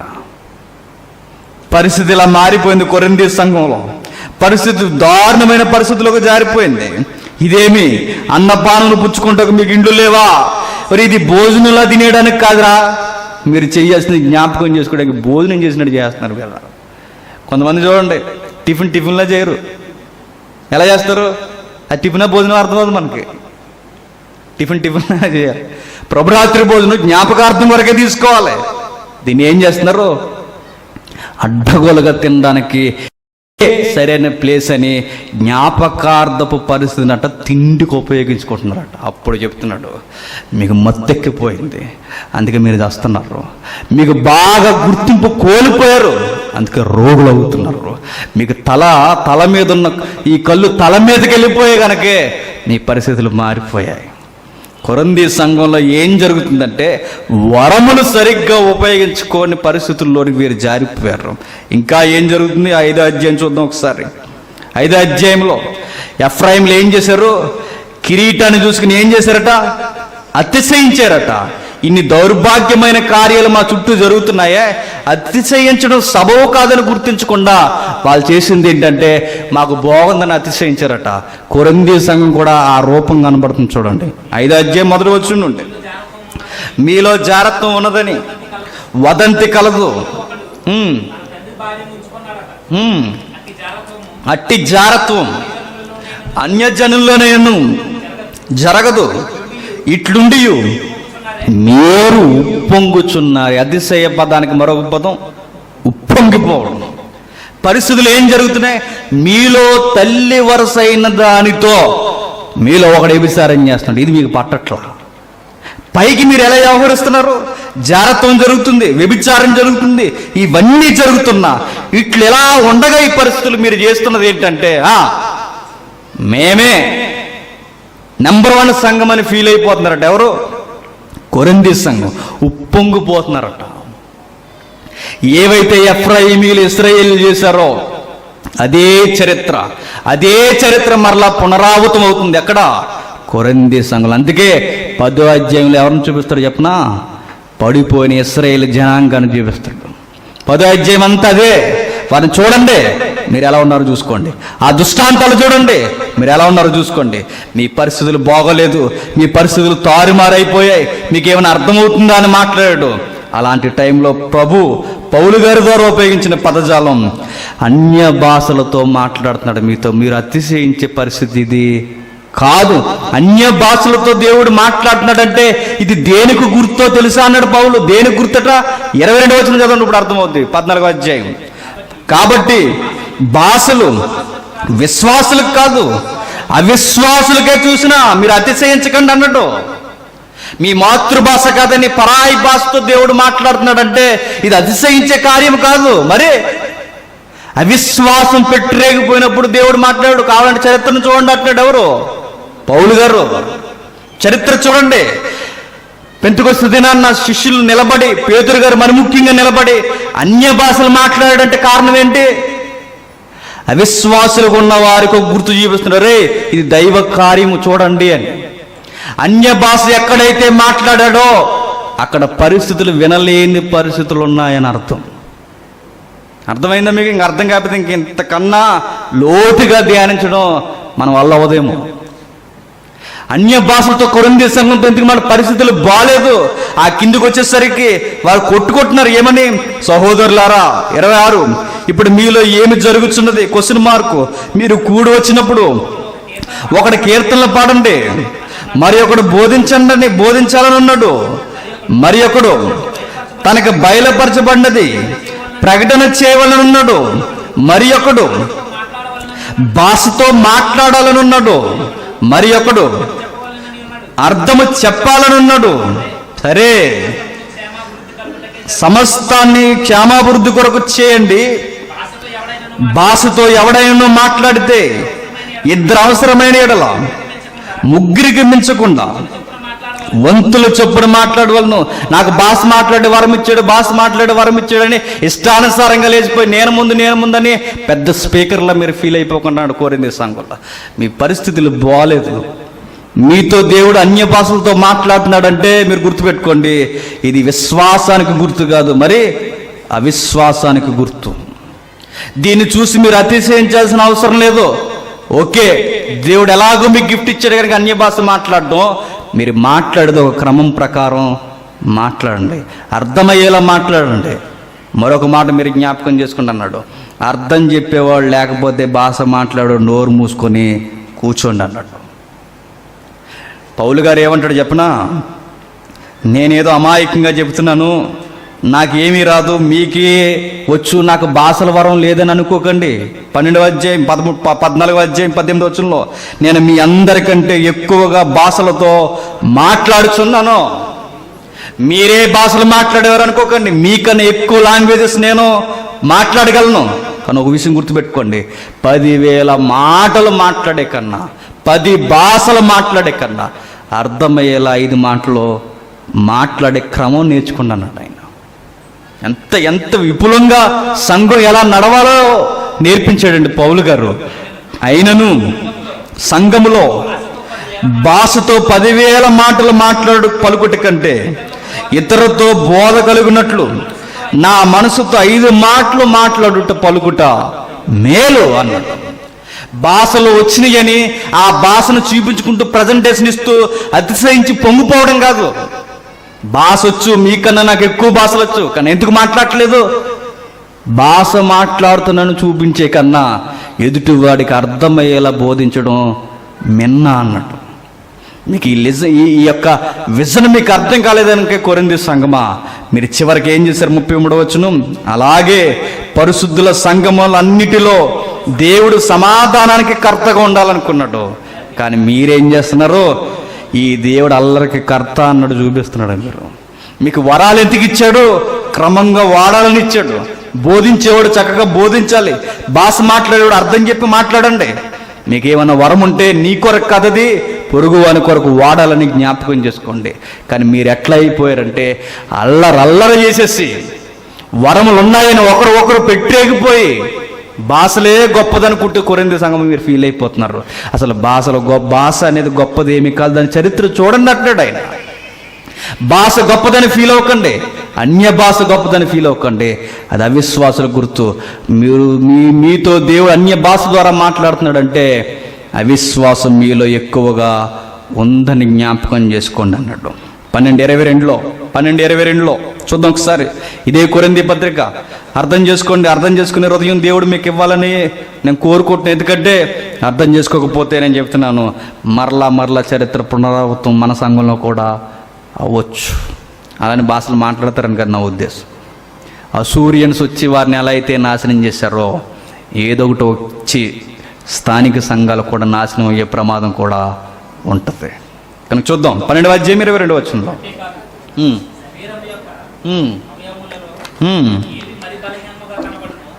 12:22 తమ్ముడు. అంతేకాదు శరీరం యొక్క అవయవములలో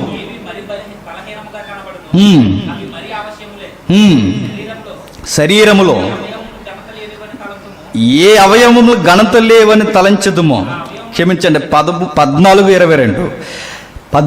కాబట్టి భాషల విశ్వాసులకు కాదు అవిశ్వాసులకే సూచకమై ఉన్నవి. నేను చెప్తున్నాను, ఇక్కడ అవిశ్వాసులు అంటే ఎవరు? సంఘంలో ఉండి సంఘంలోనే సహవాసం చేస్తూ దేవుణ్ణి అనుభవించకుండా కేవలం వారి కొరకు వారే ఆలోచించుకునేవారు. దేనికి గుర్తు చెప్పండి? అవిశ్వాసానికి గుర్తు. ఇక్కడ అవిశ్వాసులు అంటే అన్యుల కొరకే కాదు చెప్తున్నాడు. అక్కడ అవిశ్వాసులు అంటే ఎవరంటే సంఘంలో ఉండి తన కొరకు మాత్రమే ఆలోచించుకొని పొరుగు వాని కొరకు ఏమాత్రం ఆలోచించకుండా నాది, నా కొరకు, నా కుటుంబం, నాది అని సంఘంలో ఉండి కూడా ఎవడైతే చచ్చిపోతాడో వాడు అవిశ్వాసి. వారితో అన్య భాష మాట్లాడడానికి కారణం ఏంటి? నాది అని చచ్చిపోయారు. ఎవరు? ఎఫ్రాయిం, ఇశ్రాయేలీ. కొరింథీ సంఘంలో కూడా ఉండి సొంత ప్రయోజనాల కొరకు, సొంత లాభాల కొరకు ఎవరైతే ఆలోచించుకుంటారో అట్టి వారు కూడా చెబుతున్నాడు మీకు కూడా ప్రమాదమే అంటున్నాడు ఆయన. 12వ అధ్యాయం 31వ వచనంలో 12వ అధ్యాయం 31వ వచనంలో ఏమంటున్నాడు చూడండి. కృపావరముల్లో శ్రేష్టమైన వాటిని ఆసక్తితో అపేక్షించుడి.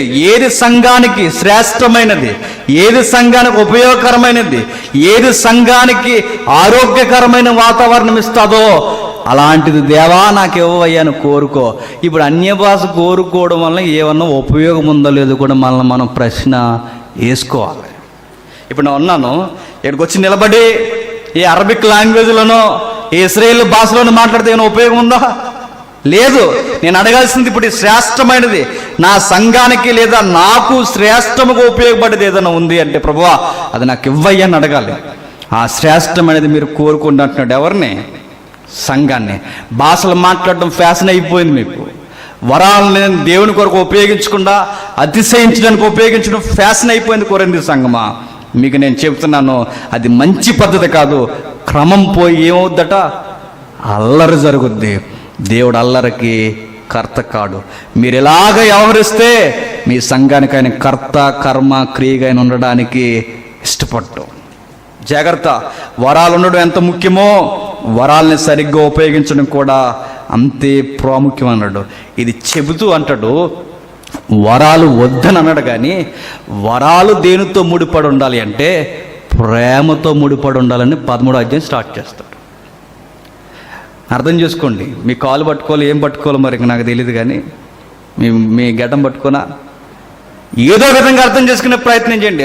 అర్థం కాకపోతే మరలా వినండి ఈ మెసేజ్. అర్థం కాకపోతే దేవుడా నాకు అర్థం కావట్లేదని ప్రార్థన చేయండి. 13వ అధ్యాయం వెంటనే స్టార్ట్ అయిపోద్ది. శ్రేష్టమైనవి అని 13వ అధ్యాయం దేంతో ముడిపెడతాడు చెప్పనా? ప్రేమ లేకపోతే అంటాడు. ఏ ప్రేమ? ఆ ప్రేమ కాదు. ఏ ప్రేమ? నాకు దేవుడు ఒక వరం ఇచ్చాడంటే వరముండి నాకు ప్రేమ లేకపోతే ఆ వరానికి విలువ లేదు. ప్రేముండి వరం లేకపోయినా ఆత్మ సహవాసానికి గుర్తు లేదు అన్నట్టు. రెండో ఉండాలన్నాడు. రెండో ఉండాలి. మీకు శ్రేష్టమైనది నేను చెప్తున్నా, మీ వరానికి మీ జీవితానికి శ్రేష్టమైనది ఏంటంటే మీరున్న దానితో పొరుగువాడిని ప్రేమిస్తూ ఆ వరాన్ని ఉపయోగించండి. 13వ అధ్యాయాన్ని ఏం చేశారంటే ఇదిగో పోయాయి, ఇక లేవన్నారు. ఇక శ్రేష్టమైనది ఏంటట? ప్రేమే అన్నారు. ప్రేమని చెప్పి వరాలు అవసరం లేదన్నారు. గుర్తుపెట్టుకోండి, వరములతో కలపబడి నడిచేదే ప్రేమ. ఎట్లా మనం చెప్పుకోలేం? 14వ అధ్యాయం మొదటి వచనం. 14వ అధ్యాయం మొదటి వచనం, ప్రేమ కలిగి ఉండుటకు ప్రయాసపడుడి, ఆత్మ సంబంధమైన వరములతో ఆసక్తితో అపేక్షించి. మళ్ళీ కలిపాడు చూడండి రెండట్లని. 12వ అధ్యాయంలో శ్రేష్టమైన వాటిని కోరుకోండి అన్నాడు. 13వ అధ్యాయంలో ప్రేమ చాలా ప్రాముఖ్యమైనది. ఇవన్నీ మీకుండి పొరుగువాని కొరకు ఆలోచించకుండా మీరు ముందుకెళ్ళిపోయి రొట్టెలు తినడానికి ప్రయత్నం చేసిన, పొరుగువాని కొరకు ఆలోచించకుండా భాష మాట్లాడటమే ప్రాముఖ్యమని మీరు ఆలోచించిన, పొరుగువాని కొరకు ఆలోచించకుండా పంచిపెట్టే వరమును కూడా మీ సొంతానికి ఉపయోగించుకో. పొరుగు వాని కొరకు ఆలోచించకుండా బోధ నీ కొరకే అన్నట్టు నీకు నువ్వు మాట్లాడేసుకున్నా, ప్రేమ లేకపోతే గలగలలాడు కొంచెం ఏంటది మాట్లాడండి, నాకు గుర్తులేదు అడుగుతున్నా. గడగడలాడు తాళముతో సమానం అన్నట్టు. అంటే ప్రేమ ఉంటేనే వరానికి ఏముంటుందట? విలువ ఉంటుందట. నేనున్నది ఎందుకంటే నా కొరకు కాదు, నేనున్నది పొరుగువాని కొరకు. సంఘ సహవాసం అంటే ఏంటి? ఇదే సహవాసం అంటే. అందుకే 14వ అధ్యాయంలో అంటున్నాడు, వరములతో కలిగిన ప్రేమ కొరకు ప్రయాసపడుడి, ఆత్మ సంబంధమైన వరములను ఆసక్తితో అపేక్షించుడి. విశేషముగా ప్రవచన వరమును అపేక్షించుడి. ఎందుకనగా భాషతో మాట్లాడేవాడు మనుషులతో కాదు, దేవుడితో మాట్లాడుచున్నాడు. మనుషుడెవడో ఇక్కడికి వేరే భాష వస్తుంది. ఏ భాష అది? ఇక్కడ అన్య భాష, మనుషులు మాట్లాడే భాష కాదు, మరొక భాషను వెంటనే లేపుతున్నాడు. ఏంటి? భాషతో మాట్లాడేవాడు మనుషులతో కాదు, దేవునితో. ఇదే భాష. బహుశా అంచనాగా చెబుతున్నాను, అది దేవదూతల భాష అయి ఉండాలి. ఇప్పటివరకు మనం చూసిన భాషలు ఏంటంటే మాతృభాష, కానీ అన్య భాషలు. ఇక్కడ మనం చూస్తున్న భాష ఏంటంటే కేవలం దేవునికి, తనకి, మానవుడు ఎవరికి అర్థం కాని భాష అంటే అది భూమి మీద లేని భాష. మానవుడు ఎవరికి అర్థం కాని భాష నీ వచ్చినట్టు అది భూమి మీద ఎవరికి అర్థం కాని భాష అంటే బహుశా అది దేవదూతల భాష. దేవదూతల భాష మాట్లాడేవాడు కూడా మీరు గుర్తుపెట్టుకో, నీకు దేవునికి ఉండే కమ్యూనికేషన్ నీతో ఆగిపోకూడదు. నువ్వు మాట్లాడే ఆ దేవదూతల భాష నీకే ప్రయోజనం అయితే అది మాట్లాడకుండా ఉండడమే మంచిది అన్నట్టు. నువ్వు చేసేది ఇతరుల క్షేమాభివృద్ధి కొరకు. సంఘము చదువుతాడు కిందకి. ఎందుకనగా భాషతో మాట్లాడేవాడు మనుషులతో కాదు, దేవుడితో మాట్లాడుచున్నాడు. మనుషుడు ఎవ్వడునూ గ్రహింపడు, కానీ వాడు ఆత్మ వలన మర్మములను పలుకుచున్నాడు. క్షేమాభివృద్ధియు హెచ్చరికయు ఆదరణ కలిగినట్లు ప్రవశించేవాడు.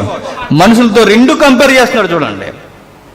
ఈ దేవదూత భాషతో మాట్లాడేవాడు కన్నా ఎవడు బెస్ట్ అంటే నేను అంటాను, ఎదుటివాడికి బతుకు నేర్పించేవాడే బెస్ట్ అంటాను.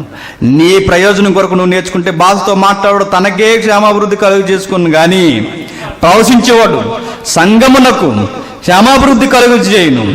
మీరందరూ భాషలతో మాట్లాడవలనని కోరుచున్నాను, కానీ మీరు ప్రవచింపవలనని మరీ విశేషముగా కోరుచున్నాను. ఏమంటున్నాడు? ఒకడు కొట్టేయకుండా నేను చెప్తున్నాడు, దానికని ఇది ఉంటే బాగుంటుంది అంటున్నాడు. మీరు ఫ్యాషన్గా మాట్లాడేకండి. మనుషుల భాషలు మాట్లాడారంటే అవిశ్వాసానికి గుర్తు. నువ్వు దేవదూత భాష మాట్లాడుతున్నావంటే అది నీ ప్రయోజనం కొరకు ఉండకూడదు, ఇతరుల ప్రయోజనం కొరకు. నువ్వు మాట్లాడేది ఎవరికీ అర్థం కాదు కనుక అది మాట్లాడకుండా ఉంటేనే బెస్ట్ అంటున్నాడు. ఇంకా నువ్వు నేర్చుకోవాల్సింది ప్రవచనం అంటే చెప్పడం. ప్రవచనం అంటే 2021కి భూకంపం వచ్చి ప్రపంచం నాశనం అయిపోదు, అది కాదు ప్రవచనం అంటే. చిలక జ్యోతిష్యం కాదు ప్రవచనం అంటే. ప్రవచనం అంటే పరిస్థితులు ఏం జరగబోతున్నాయో గ్రంథాన్ని ముందెట్టుకుని ఆత్మ నడిపింపుతో అరే ఇలా ఉంటే సంఘం ఎట్లా అయిపోద్రా అని భవిష్యత్తును కూడా చెప్పడం ప్రవచనమే. ఇప్పుడు మనం చెప్పట్లా, చరిత్రను చూస్తూ టెక్స్ట్ను చూస్తూ ఇలా ఉంటే సంఘం కూడా నాశనం అవుద్దని చెప్పడం ఇది ప్రవచనం కదా. భవిష్యత్తు ముందే అంచనా వేయడం కదా. చెప్పండి, ఇలా అంచనా వేసేవారు ఉండడం మంచిది అంటున్నాడు. ఒక వరము నాకు ఇవ్వబడిందంటే అది నా కొరకు కదట, మరి ఎదుటివాని కొరకు. భాషలు ఎందుకు మాట్లాడారంటే ఆ రోజు పరిస్థితులు బాగాలేదు కనుక. ఇప్పుడు నేను చెప్తున్నాను, అన్నిసార్లు పరిస్థితులు బాగోకపోతే భాషలతో దేవుడు మాట్లాడతాడంటే గుర్తుపెట్టుకోండి, ఒకటి చేసింది మరలా చెయ్యాలని ఆయన చేయడానికి ఇష్టపడే మిలిటరీ ఆఫీసర్ అయినా కాదు, ఆయనకి నచ్చినట్టు ఎలా అయినా నడిపిస్తాడు ఆయన. అదే మీకు చెప్తున్నాను, ఎర్ర సముద్రం అన్నిసార్లు పాయలవుతూ సూర్యచంద్రులు అన్నిసార్లు ఆగిపోరు. జరిగిందే జరగాలని రూల్ ఏమీ లేదు. ఆయనకు సంఘాన్ని ఎలా నడిపించాలని తెలుసు కనుక ఆ పరిస్థితుల్లో భాషలతో మాట్లాడాడు. ఈరోజు మాట్లాడుతున్నాడంటే భౌగోళికంగా చూస్తే నేను అంటాను ఎక్కడా కనబట్టలేదు, వద్దనుకున్నాడేమో. మరి మాట్లాడుతున్నట్టుగా కనబడుతున్నారు ఏమో, అది నాకు తెలియదు. నేను నిజంగా ఒప్పుకుంటున్నాను. బహుశా వాళ్ళు భ్రమలో ఉన్నారేమో. ఒకవేళ వాళ్ళు మాట్లాడుతున్నారో లేదో వాళ్ళకే తెలియదేమో. ఏదేమైనా ఒకటి మాత్రం చెప్తాను, ఆ రోజు వారు మాట్లాడడానికి ఒక అర్థం ఉంది, ఈరోజు మాట్లాడడానికి ఏం అర్థం ఉంది చెప్పండి. చాలామంది భాషలతో మాట్లాడుతున్నామని ఏవో ఉపయోగిస్తారు పదజాలాలు. ఏంటి చెప్పండి అవి?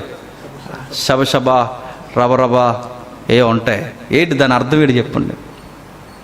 అన్య భాష అంటే ఒక ఇంగ్లీష్, ఒక తెలుగు, తమిళ మాట్లాడేది అన్య భాషలు ఇవి.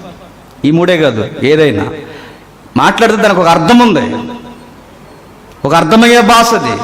మరి ఈ భాష ఏ భాష? ఇది దేవదూతల భాష అని సభ రబరబనంటే మీరు గుర్తుపెట్టుకోండి, అది దేవదూత భాష అనడానికి నీకు ఆధారం ఏంటి? నాకు ఆధారం ఏంటి? అర్థం కావట్లేదు కనుక దేవదూత భాష అంటావా? అలా అయితే అదిగో ఆ దీవుల్లో బతుకుతున్న వాళ్ళు కూడా ఏడు మాట్లాడతారు, అది దేవదూత భాష చెప్పలేం కదా. అందుకే సంఘానికి ఏది శ్రేష్టమైనది, ఏది ఉపయోగపడుతుందో ఆలోచించడని ఆ రోజే చెప్పాడు. అర్థం లేనివి, వ్యర్థమైనవి ఇచ్చేయించడం అంత మంచిది కాదు. ఎదుటివాడు నిలబెట్టేలా. ఒకడెవడైనా కొత్త వాడు లోపలికి వస్తే మీరు ఏవేవో మాట్లాడే ప్రయత్నం చేయకండి. కొత్తవాడు వచ్చినప్పుడు వాడు హృదయం గద్దింపబడే మాటలు మాట్లాడని పెద్ద ఆయన పౌలు గారు చెప్పాడు. ఆయన ఉన్న వాటిని చూసుకుని మురిసిపోకండి. నాకు ఏదన్నా ఉంది అంటే అది నా కొరకు కాదు, ఎదుటివాడిని మార్చడానికి అన్నాడు. చూద్దాం, ఒక మంచి మాట చూద్దాం, ఊహించుకుందాం.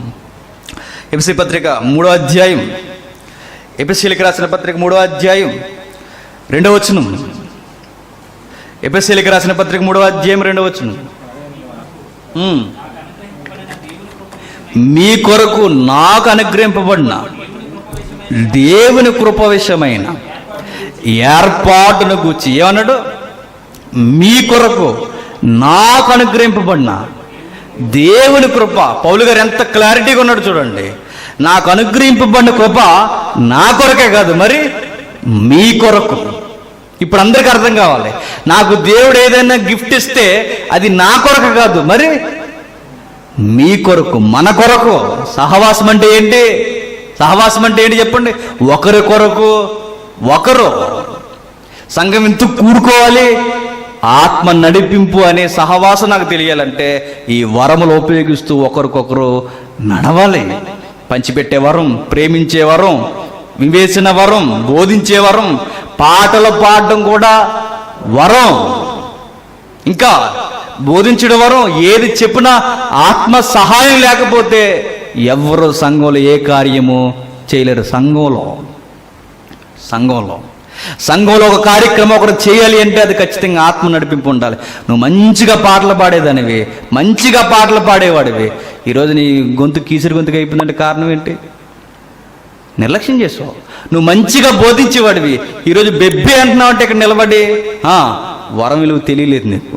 ఆ వరం ఇతరుల కొరకు అన్న విషయం కూడా నీకు అర్థం కాలేదు.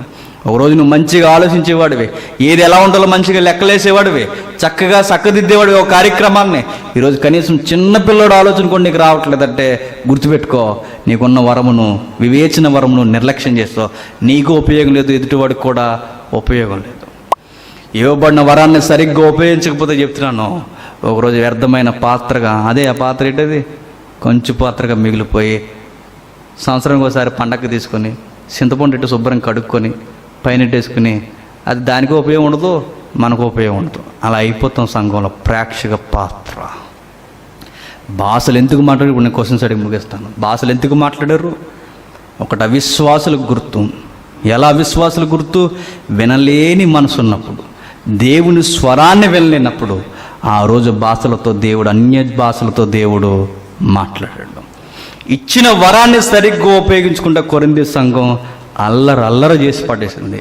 ఉన్న అల్లరి సరిపోలేదని మేము కూడా కొత్త పార్టీ అని తెర మీదకి వచ్చారట, చేతులు పైకి లేపు. ఎవరు?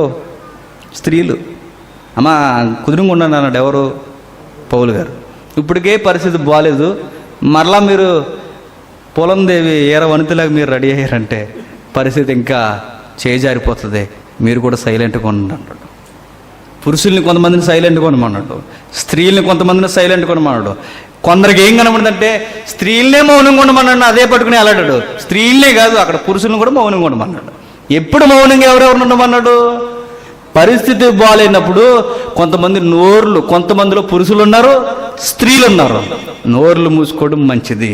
ఆరోగ్యకరమైన వాతావరణం అంటే ఎవరు నిలబడి మాట్లాడే వరం దేవుడు మీకు ఇస్తే మాట్లాడినాడు ఆ తిమోతి పత్రికలో కూడా. కాబట్టి మంచి విషయాలు స్వీకరించడానికే మనల్ని నిలబెట్టాడు. భాషలు ఎందుకు? ఆ రోజు పరిస్థితుల కొరకు మాట్లాడాడు. ఈరోజు మరలా అదే భాషలతో మాట్లాడాలని కోరుకోవాల్సిన అవసరం మనకి లేదు. భౌగోళికంగా చూస్తే ఎక్కడా ఇదే పరిస్థితులు మనకి ఎక్కడ ఏ సంఘంలో కనబడట్లేదు. అక్కడ ఏం కనబడుతుందంటే ఆత్మ దిగిందని ఏం చేస్తున్నారు? ఎగురుతున్నారు. తప్పు కదండి అది. పౌలు గారు ఒక పత్రికలు అంటాడు, మద్యపానాసక్తులై ఉండకుడి, అవసరం ఉంటే తీతం, మద్యపానాసక్తులై ఉండకుడి, మీరేం చేస్తారంటే ఆత్మతో నడిపింపబడుడి అంటాడు. దశలోనికో ఎక్కడ ఉంటుంది, కొలస్సీ పత్రిక అనుకుంటా, ఎఫెసీయులకు రాసిన పత్రిక 5వ అధ్యాయం 17వ వచనం, ఇందు నిమిత్తము మీలో అవివేకులు కాక ప్రభు యొక్క చిత్తం ఏమిటో గ్రహించుకోండి, మరియు మద్యముతో మత్తులై ఉండకుడి, దానిలో దుర్వ్యాపారము కలదు, అయితే ఆత్మ పూర్ణులై. ఏంటట? మద్యముతో మత్తులై ఉండకుడి అన్నాడు. తర్వాత ఆత్మతో నడిపింపబడ్డి. మద్యంలో ఉన్నవాడు గుర్తుపెట్టుకోండి, మద్యంలో ఉన్నవాడు ఎవరి అండర్లో ఉంటాడు? మద్యం యొక్క అండర్లో ఉంటాడు. ఆత్మలో ఉన్నవాడు ఆత్మ యొక్క అండర్లో ఉంటాడు. మద్యంలో ఉన్నవాడు గుర్తుపెట్టుకోండి, వాడికి ఏమీ తెలియకుండా వ్యవహరిస్తాడు.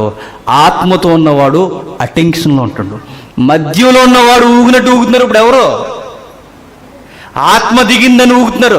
అది మద్యం పట్టినవాడు ఎలా వ్యవహరిస్తున్నాడు. ఆత్మ ఉన్నవారు ఎలా ఉంటారు చెప్పినా? కంట్రోల్, సెల్ఫ్ కంట్రోల్లో ఉంటారు. సెల్ఫ్ కంట్రోల్ అంటే గతించిన తరగతిలో చూసాం.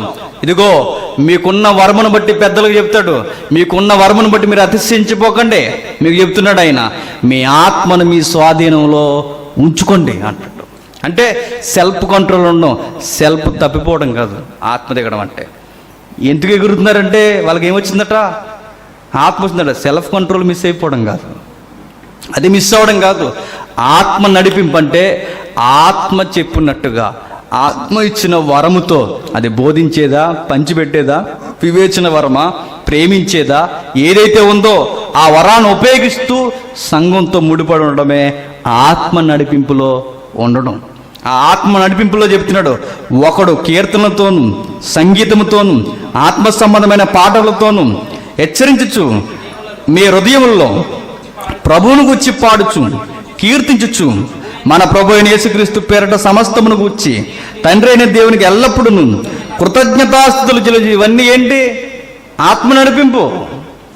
కీర్తనలు, సంగీతం, ఆత్మ సంబంధమైన పాటలు, హెచ్చరించడం, హృదయాన్ని భద్రం చేసుకోవడం, ఇవన్నీ చేస్తూ ఎందుకు చేయాలంటే దేవుణ్ణి మహిమపరచడానికి. ఇది ఆత్మ నడిపింపు అంటే. ఇది మిస్ అయిపోయారు. ఆత్మ నడిపింపు అనగానే ఏమనుకున్నారు? ఎక్కడ లేదు బైబిల్లో. ఆత్మ నడిపింపు అంటే ఏమనుకున్నారు చెప్పండి? స్త్రీల పైటి సంగులు జారిపోయేలా, పురుషులకి వారి వస్త్రాలు చెల్లా చెదరైపోయినట్లుగా ఎగురుతూ బయట ఏదో పడుతుంది, దెయ్యం పట్టినట్టు, ఏదో దేవుడు దిగినట్టుగా మనవారు కూడా ఏమైపోయారంటే ఆత్మ దిగడం అంటే ఇదే అనుకున్నారు. అంటే సంఘానికి వచ్చారు కానీ అగ్గిలి ఇంకా పోలేదన్నమాట. ఏంటి ఆత్మ దిగడం అంటే? అక్కడ కూడా ఆత్మ దిగుద్ది అనుకుంటారు. ఏ ఆత్మ? దురాత్మ దిగుతుంది అనుకుంటారు. ఏమేడు గాలి పడింది అంటాడు వెదకి. గాలి బ్యాచ్. గాలి పడడం ఏంటి అంటే ఇంకా అర్థం పడుతుంది తెలియకపోతే, నాలెడ్జ్ లేకపోతే, ఎందుకురా నువ్వు లేకలేకపోయావు అంటే గాలి పీకు నొక్కేసినారు. గాలి పీకు నొక్కుతుంది, నీకు పేకల దాకా తినేసి నీకు ఊపిరి రావట్లేదు. అదే అసలు విషయం. అలాంటిది ఏముండదు. గాలి పడడం, ఊగడం, ఊపిరి అందరికి పట్టున్నోడికి ఊపిరి అందదు. ఇలా బాగా తినేసి ఇలా పడుకోండి నెలకెళ్ళా. అడి గాలి అడిపోయి ఆడికి ఆ ఫీలింగ్ వస్తుంది. అడికి భయం ఉందనుకోండి, గాలి అడిపోయినట్టు ఉంటుంది అన్నమాట. లోపల ఇమేజ్ అలా వస్తుంటుంది. ఇది ఫీలింగ్స్ అవి. సేమ్ సంఘంలో కూడా వచ్చి ఒక ఫీలింగ్తో ఊగేస్తున్నారు. అది ఆత్మ నడిపింపు కాదు. ఆత్మ నడిపింపు అంటే ఇచ్చిన వరముతో, దేవుడిచ్చిన గిఫ్ట్తో, దేవుడిచ్చిన టాలెంట్తో సంఘంతో ముడిపడడం. ఇది పరిశుద్ధాత్మ నడిపింపు, ఆత్మ సహవాసం. చివరికి ఒక మాట ఉంది, దర్శనాలు కూడా సంఘంలో ఎక్కువ. దర్శనానికి ఒక క్లారిటీ నేను అడుగుతున్నా. యెషయా గారికి దర్శనం వచ్చింది. ఏం చేశాడు? యెషయా గారికి దర్శనం వస్తే మా నిమిత్తము ఎవడు పోవును అన్నప్పుడు ఆ దర్శనం ఆయన సువార్థికుడిగా మార్చింది. అర్థమైందా? ఈరోజు దర్శనం దేనికి వస్తుంది? బండి కొనుక్కున్నట్టు వచ్చిందట దర్శనం. మరొక ఆయనకి ఎలా వచ్చింది? ఇల్లు కట్టుకున్నట్టు వచ్చిందట. మరొక ఆయనకి ఎలా వచ్చింది? వాళ్ళ పిల్లకి పెళ్ళి అయినట్టు వచ్చిందట. ఒక దర్శనం బైబిల్లో ఏ వ్యక్తికైనా వస్తే ఆ వ్యక్తి ఏమయ్యాడు? సువార్థికుడు అయ్యాడు. సువార్త భారం కలిగి నడిచిపోయాడు. పౌలు గారికి దర్శనం వచ్చింది. ఏమయ్యాడైనా? అన్ని జనులకు సువార్థికుడిగా మారిపోయాడు. పేతురులకు దర్శనం వచ్చింది. కొర్నేల దగ్గర నడిపింపబడ్డాడు. దర్శనం సువార్థికుడిగా మారాలి. దర్శనం లాభాలు వచ్చాయి, ఇల్లు కట్టుకున్నాం, కొత్త బట్టలు కొనుక్కున్నట్టుగా ఇలాంటి చిలకమ్మ ముచ్చట్లు ఏమి రావు. అది దర్శనమే కాదు, అది మీ ఫీలింగ్. అది దర్శనం వచ్చిందంటే సువార్థికుడిగా మారుస్తాడు. ఇప్పుడు నాకు మరలా ప్రత్యేకంగా దర్శనం రావాల్సిన అవసరం లేదు. ఎందుకు? ఆల్రెడీ దర్శన గ్రంథం నా దగ్గర ఉంది. నాకు చెబుతుంది ఏం చేయాలో. నడరా, ఎల్రా, సువార్త సర్వలోకానికి వెళ్ళి సర్వ సృష్టికి సువార్త ప్రకటించు. ఇంతకన్నా దర్శనం నాకు ఏం కావాలి చెప్పండి? ఆల్రెడీ వచ్చేసింది. ఆల్రెడీ నాకు లేనిది బైబిల్లో దొరకనిది, ఇక బైబిల్లో ఇంకా మనిషికి కావాల్సింది ఏమి దొరకలేనప్పుడు అప్పుడు దర్శనం వచ్చిందంటే ఒక అర్థం ఉంది. కావలసిన సమృద్ధి అంతా బైబిల్ ఉన్నప్పుడు ఇంకా నాకు ప్రత్యేకంగా దేవుడు దర్శనం చేయవలసిన అవసరం లేదని నేను అనుకుంటున్నాను. అదే మీరు నమ్మండి అనుకున్నా అంటలేదు. పౌలు గారు కూడా ఎన్నో దర్శనాలు పొందిన ఆయన ఏమన్నాడు? ఇదిగో 14 సంవత్సరాల క్రితం వెళ్ళాను, చూశాను, మాట్లాడాను. ఇదంతా మ్యాటర్ కాదు, దాని గురించి మాట్లాడాల్సిన అవసరం లేదు. అది చెప్పడం వలన ఎవరికి ప్రయోజనం లేదు. అతిశయించడానికి తప్ప దేనికి అది ఉపయోగపడుతున్నాడు. నా మోటో ఏంటంటే సువార్త చెప్పడం, అనేకులు నిలబెట్టడం, అనేక ఆత్మల్ని రక్షించడం. ఇది దర్శనం, ఇది విజన్. యేసుక్రీస్తు వారి కాలంలో చనిపోయిన యువకుని లేపితే ప్రజలందరూ అన్నారు, దేవుడు మనకి దర్శనం అనుగ్రహిస్తున్నాడని. దర్శనం అనుగ్రహిస్తున్నాడు అంటే, దర్శనం అంటే ఏంటి? దేవుని గొప్ప కార్యం జరుగుతున్నప్పుడు ఇది దేవుని దర్శనం. ఒక ఆత్మ, ఒక తాగుబోతువాడు మారిపోయి, ఒక తిరుగుబోతు మారిపోయి, ఒక వ్యభిచారి మారిపోయి సంఘంతో కట్టబడి నడుస్తున్నాడంటే దేవుడు ఎంత గొప్ప కార్యం చేసి దర్శనం కదా చెప్పండి. ఇలాంటి పద్ధతిలో కృపావరాలు ఉపయోగిస్తే నేను చెప్తున్నాను, ఆ సంఘం మంచిగా నడుస్తుంది.